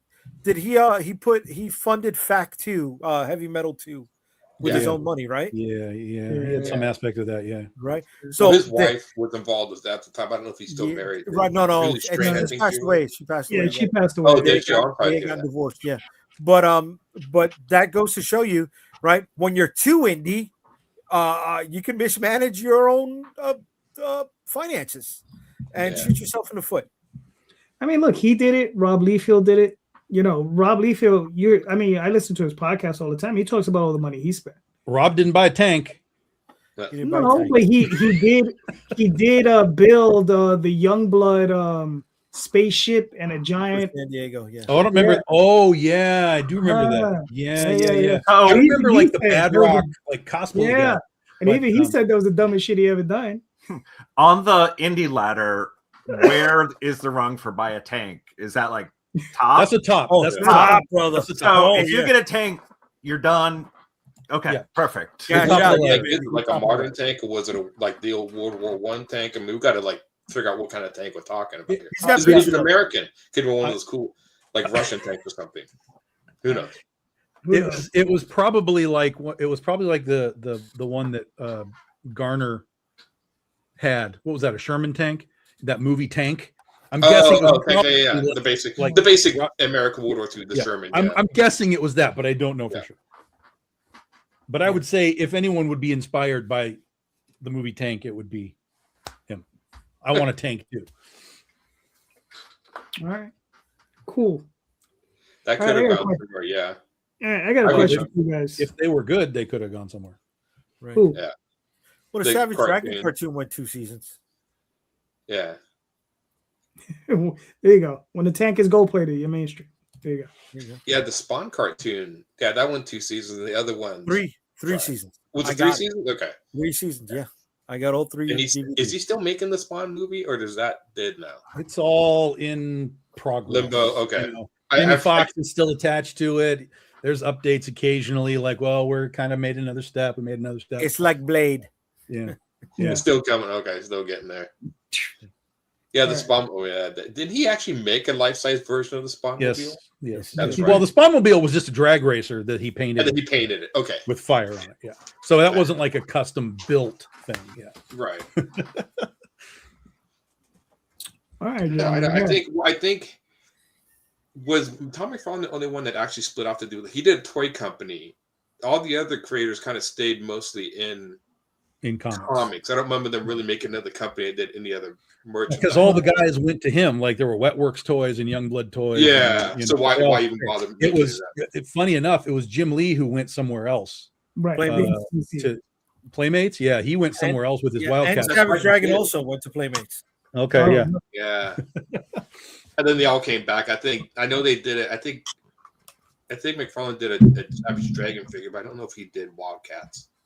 So No, he did What Works figures. yeah. All I know is that this is the one that matters. There Yeah. you go. I think I still have mine in my garage somewhere with the little dudes. Yeah. And they never made the bad guy for that, which is kind of a bummer. Yeah, they made those, but they never made the evil wizard guy, whatever. I was like, oh, it's kind of a missed opportunity. But the Max. Oh yeah, that's true. They never did. Oh, and Spawn had a fighting game from Capcom on the Dreamcast. He had that one, and he had another. They've had like That was a good game. 3 Spawn video games. And that's another thing. They never really went into video games. They never quite figured that out. You think like a Savage Dragon Because video that's game. really expensive. Yeah. Yeah, but Because that's It movies isn't really expensive? made. I mean, movies okay, but if you get like a billion-dollar video game made out of it, that's the pinnacle. That's why everything's a skin now because it's really easy to just say, let's just skin Spawn Oh, in Fortnite. That's and then right. have Spawn in a video Spawn. game. Right. Yeah. Listen, Yeah, I being- had that Spawn video game for the Dreamcast. It was a fighting game. It was great, and I sold it on eBay for almost $300 Yeah, those- years later because it was that good. It is revered. I still have my Dreamcast. Sounds like a jet engine when you turn it on, but it still works. It's kicking. Yeah, it does. Oh yeah. And I couldn't sell it. It was. I love that system. So like, no, it's mine. I'm gonna keep it. Nice. Here, I got a question for you guys. Give me an old school writer and a new school writer whose work you enjoy today, and admire. So an old school and new school.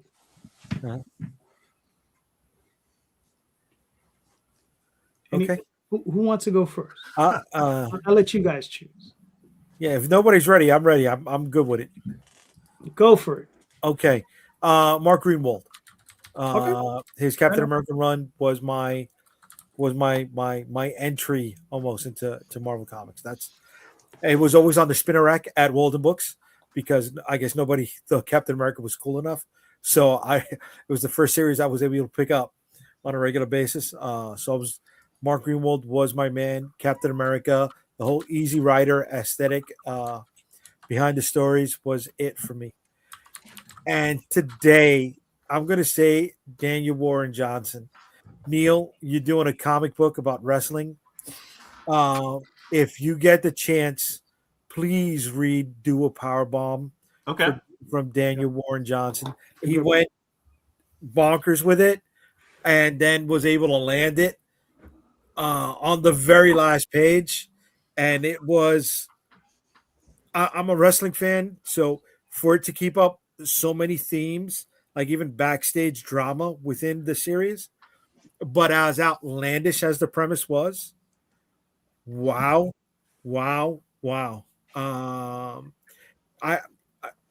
I legitimately cried at the end of the book. Yeah. It was that good. Let me tell you, he may not look it, but Jay is a pussy. Seconded.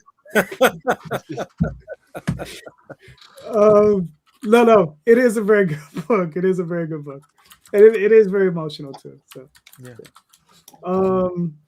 Aaron, Neil. Yeah, I think so. The three. Oh man, I don't know. I know John Byrne. I liked Frank Miller, John Byrne when I was growing up. I really liked the Martha Washington series by Frank Miller. I like Sin City, but I'm really a huge fan of the Martha Washington series. New writer is I really like Rick Remender, even though that guy pisses me off to no end. That was going to be my answer there too. Because I love Fear Agent, but everything since Fear Agent hasn't stood up. I read Low and I got to the end of Low and I'm like, oh, fuck you, Rick. That was a stupid ending. I'll stick with Deadly Class. He's a good writer, but he's a hit or miss with me, but he always has really. I actually picked up a book like, oh, this art's really cool. I like this book. I'll get it. I had no idea it was actually written by Rick Remender. So apparently, I'm attracted to the guy related to knowing he wrote the book. Mm-hmm. So there you go. Yeah. All right, Neil. Continue from where Aaron left off. Yeah. Yeah. No. For new, I was definitely for new larger ones.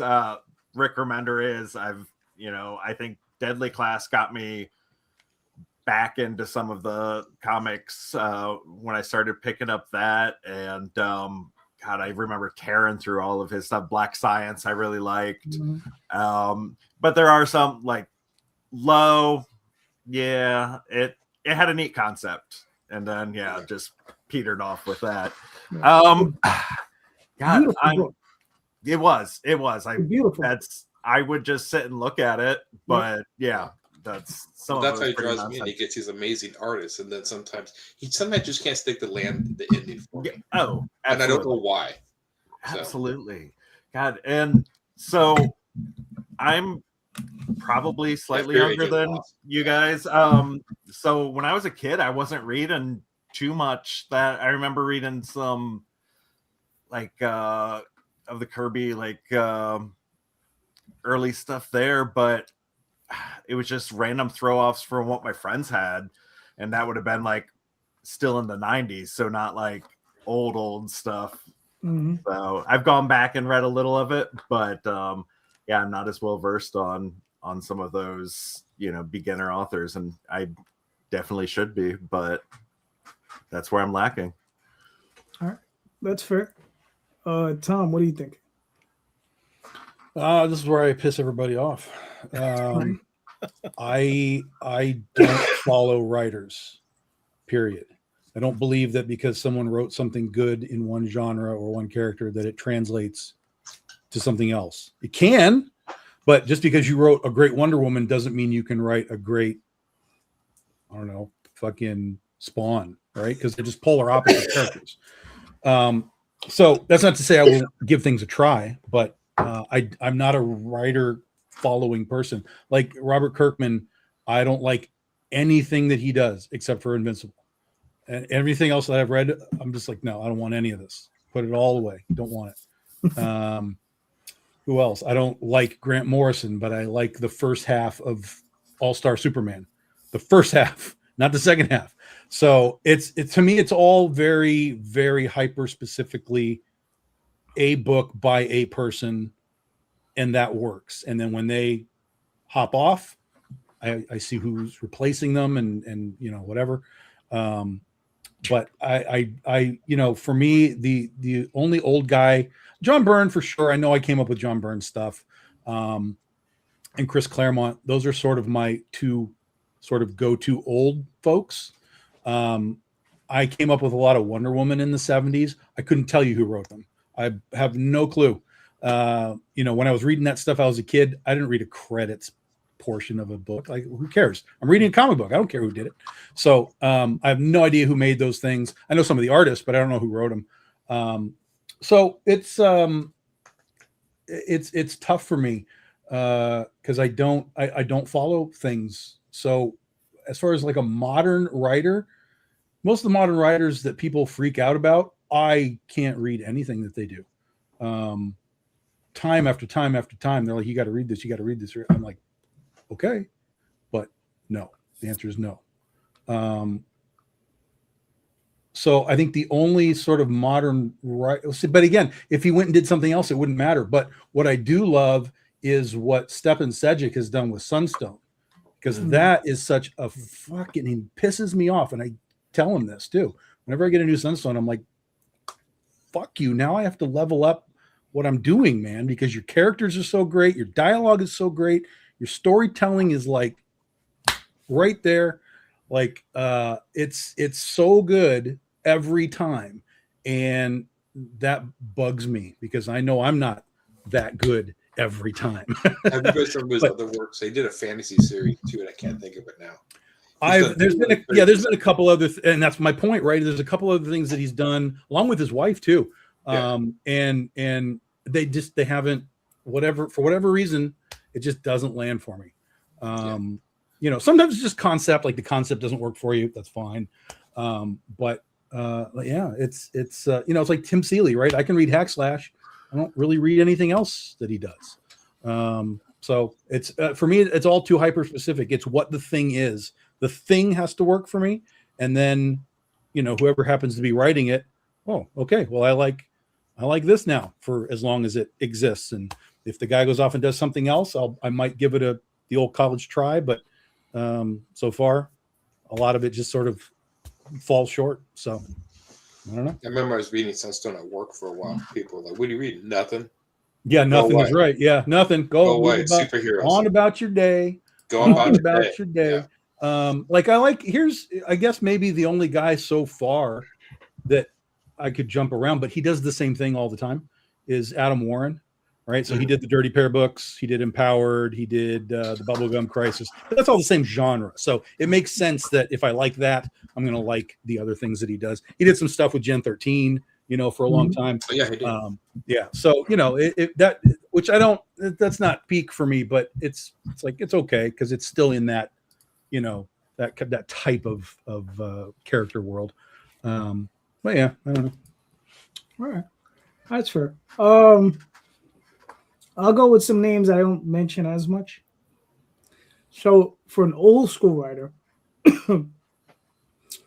James Robinson, for Starman, okay, because I think his Starman run is as good as Alan Moore's Swamp Thing run and Frank Miller's Daredevil run. I think it's on par with those two series. you know, and I think it's as good as either one of those. And if you haven't read it, I would suggest it. The modern one, and I only say this because I only started reading his stuff within the last 2 years. Jeff Johns, who's been around for a while, but I only started reading his stuff in the last 2 years, and I really love his Ghost Machine stuff, and that's all of it. I haven't read a stinker yet. I've been enjoying all that stuff, and I've been reading his Green Lantern, like out of the compendiums, like his thick monster books. I've been reading those, and I've been really enjoying those. This is older work. I don't think I'll ever get to Flash because I just think Flash is a stupid fucking character. Oh wow! Interesting. I see listen, I can't characters, and I'm like, no, no. I just listen. I mean, when I read the stat that he can move like 1,000,000 or trillion times faster than the speed of light, I was just like, no. That technically, he can be everywhere all the time. That's how fast he moves. Yeah, we've definitely reached a point with a lot of these characters where they've reached sort of these supreme power points. And it's been evolution. You know, it wasn't like this is how they were created. It's evolution. Right. And I think that's the fun of the characters, is watching them evolve and, you know, finding new ways to use the powers and, you know, all that kind of stuff. I think that's great. But you do eventually, in continuity anyway, reach a point where it's like, Jesus Christ. I mean, this guy's going to, you know, run around the earth and cut it in half in a second. He's going so fast. Like it's a little bit crazy. Yeah. Well, Wolverine was that way. I remember in the X-Men, he got shot in the stomach, and they said in one of the, I think it was the Fall of the Mutants, that it usually takes him an hour to heal from a gunshot wound. Right. And then I think one of the issues, he actually resurrected from like a cell. One cell of him like regrew himself. I'm like, okay, I'm done. That I like superheroes with limitations, but if you're doing that, I'm just like, okay, he can't be killed. Got it. Then what's the stakes in this? There's no stakes. Right. So, I mean, and with Flash, if he moves that fast, there shouldn't be any crime. There shouldn't be any war. There should be nothing. Like there should be no wrongdoing on the planet because he can always watch. Yeah. You would never have a moment of privacy ever in your life because the Flash would always be there.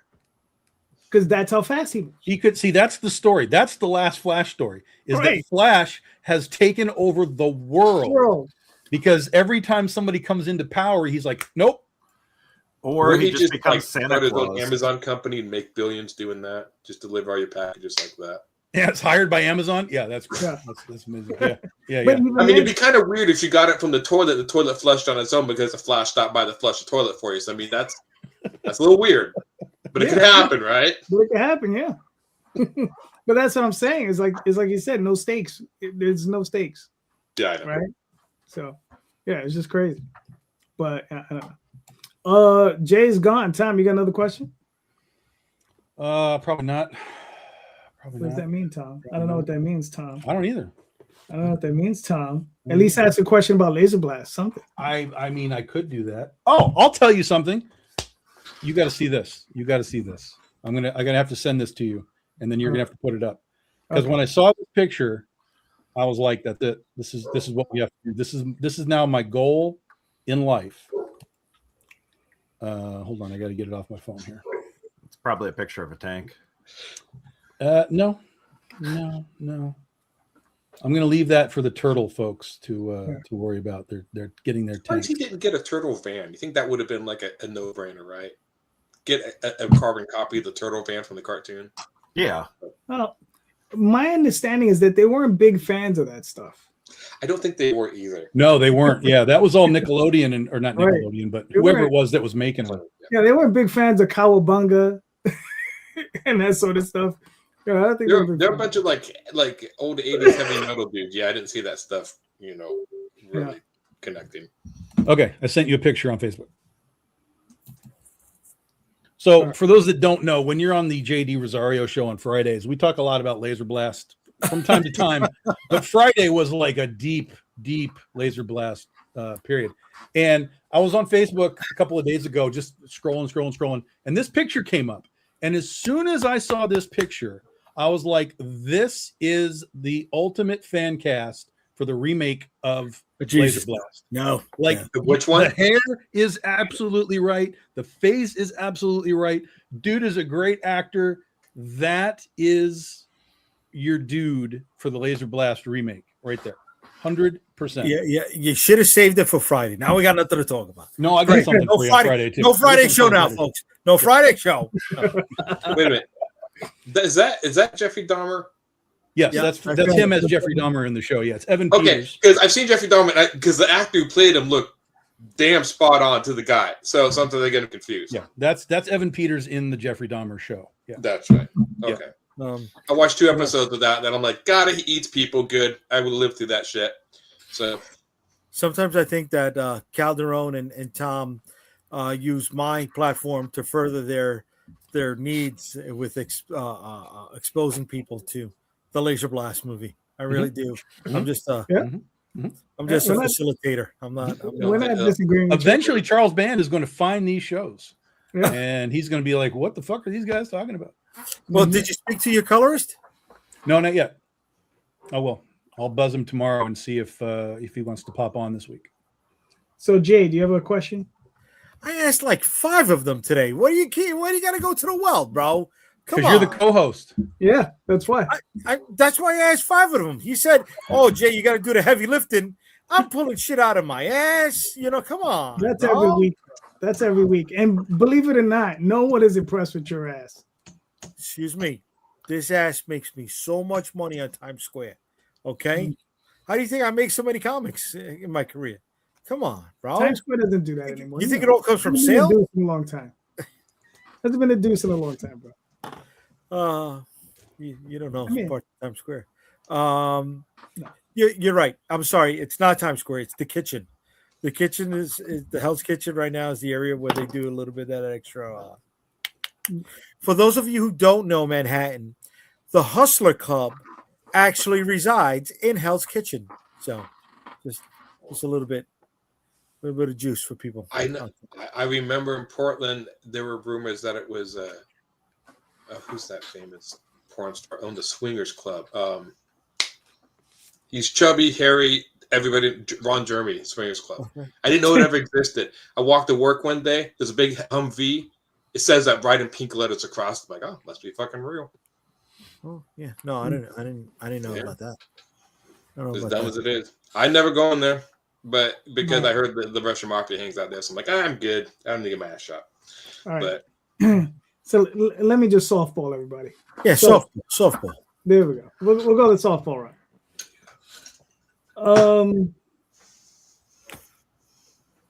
Yeah, we'll go the softball route because I'm just looking at these other things.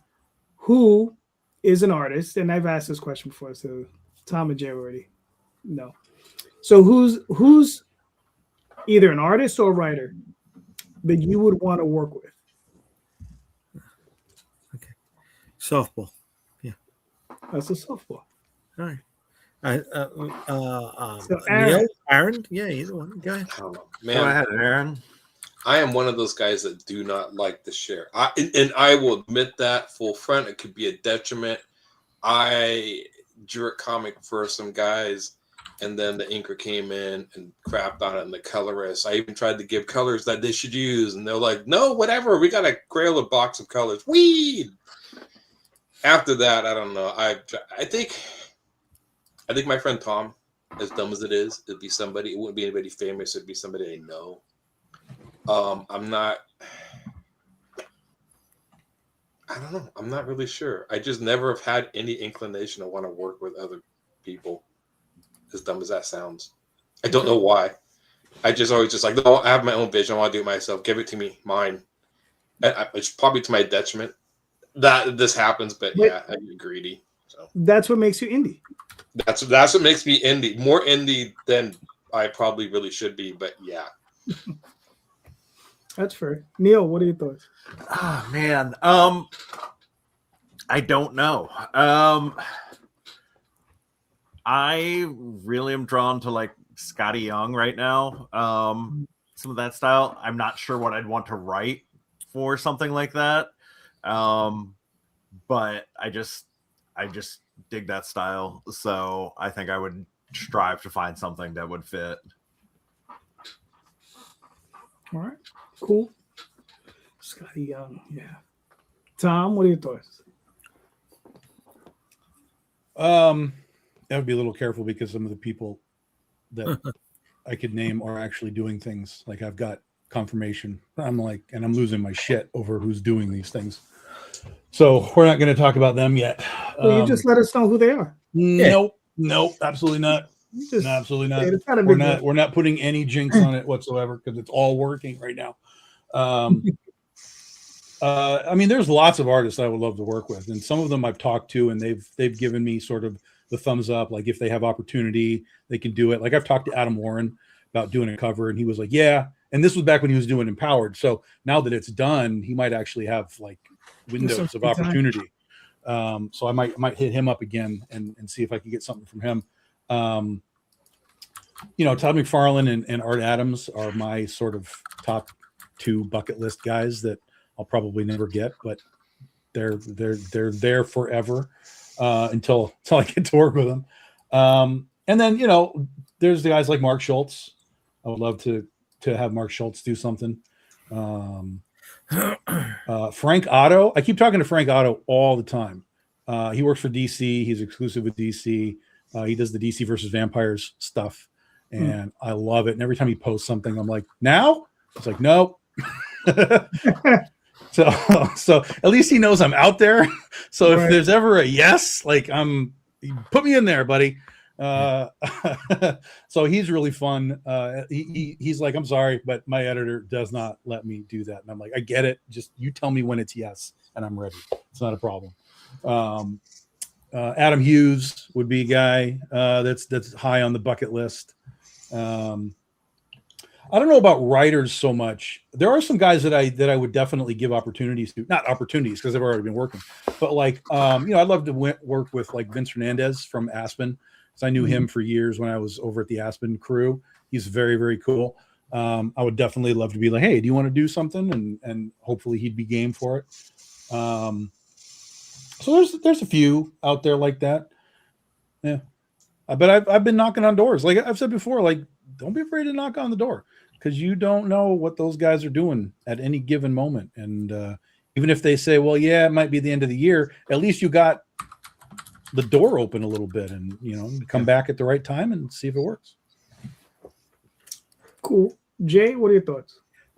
Funny things happened with Friday. You know, I had reached out to Kyle Hotz, and he did the cover for this one book that was showed on Friday's show. And like Tom, he said, not not right now, because he's in the middle of a project for a company. And I said, okay, cool. So he hit me up and he's like, you know, just wait until the summer. I'm like, all right, sounds good. But I am a huge Ron Lim fan. Mm-hmm. You can get Ron Lim. I want Ron Lim. You can get Ron Lim.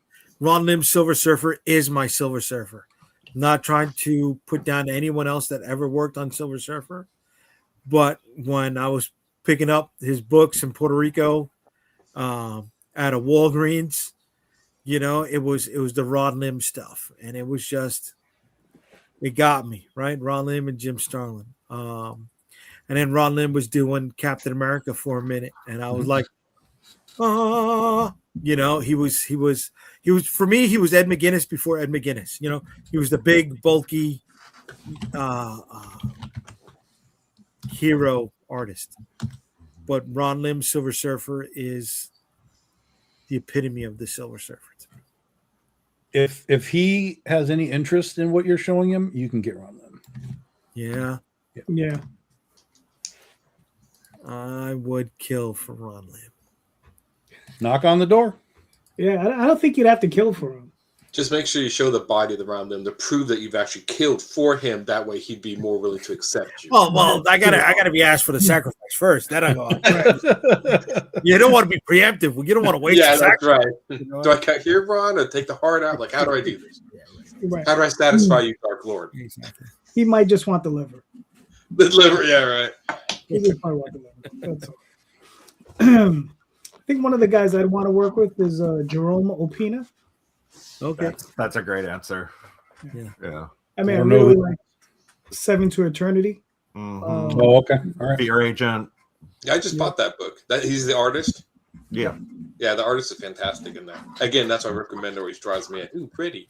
Yeah, he knows how to pick them, man. He picks great Yeah, he art. does. Yeah. You know.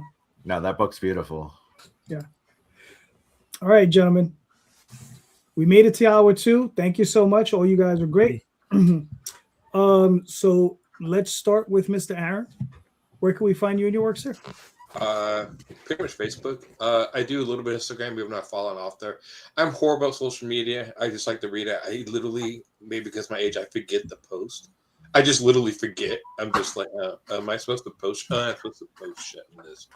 But then you can see me at Humphres Illustration. Put that in, you'll get bigger until you get my website. My website has more of my work art.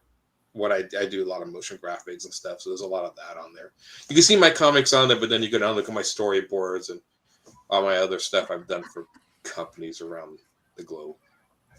So may not be exciting for comic book people, but it's there. So All right, cool. Neil, where can we find you in your work, sir? Yeah, all my stuff is Neil Moherman or Neil Moherman Comics, Facebook, Instagram, Blue Sky. Oh, yeah. And it's Moherman. All right, cool. Tom, where can we find you in your work, sir?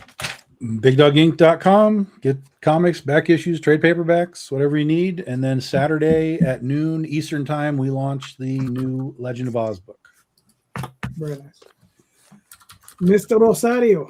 UnstoppableComics.com. You'll find all my social media links on the website. Then Friday nights, Comic Book Streamland with this guy and with this guy. We bust each other's chops. We talk about what's going on in comics. Sometimes we bring up this classic cult fucking movie that I really hate talking about. But these guys keep feeding into it. You know, I really got to ask, did you guys really like it, or do you guys really just like to Jay, dig me? I'm going to tell you this again.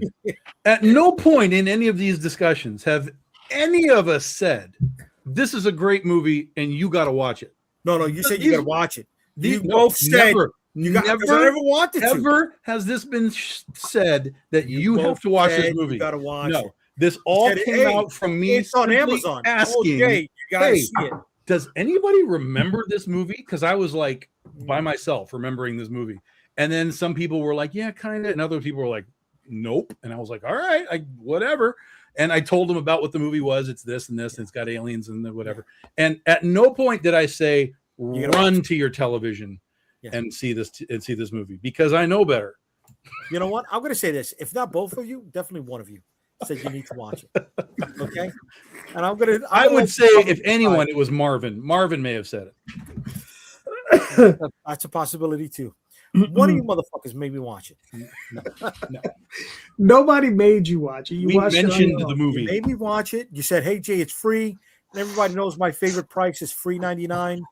So I turned it on because I paid for Amazon, and I got to get my dollar per view per monthly payment down. I like the comic more because there's a lot going on in the comic.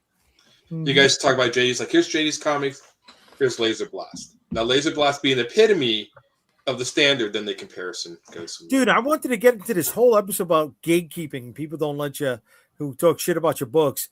And the most of the episode, 90% of it was talking about this fucking show, this movie, and Frick and Frack, each one opening each other with laser blast memorabilia that they had. It's like, and one more. You know what I'm saying? I was like, the joke has come to a point where I want to bring any of the creators who worked on either the comic book or the movie on Friday night. We just fucking have to, you know. If we get the producer, I'm just ending the fucking show. I'm just gonna let you know right now. There's no way we're topping that son of a bitch, because this has been a buildup for more than a year. Mhm. Anyways, if you want to have fun, be a fly on the wall, bullshit with us, it's BarCon without actually having to go to the con. But BYOB. Friday nights, YouTube, Comic Book Streamland. All right. Very nice. You can find me on Facebook, Twitter, Instagram, all those different places. Here on YouTube, just about every Sunday night, with these fine gentlemen, and other fine gentlemen, and sometimes a lady. But please, everyone, check out the show notes. In the show notes are links to all of these campaigns and all of these creators' works. Please click on those links, buy those books. All these creators, they're impassioned creators. They're all doing great books. Please click those links, buy those books. These creators deserve your support. All right. So thank you so much, everybody, for being here. And don't forget, read more indie comics, especially ours. Have a good night, everyone. Thank you. Night, everybody. Taylor.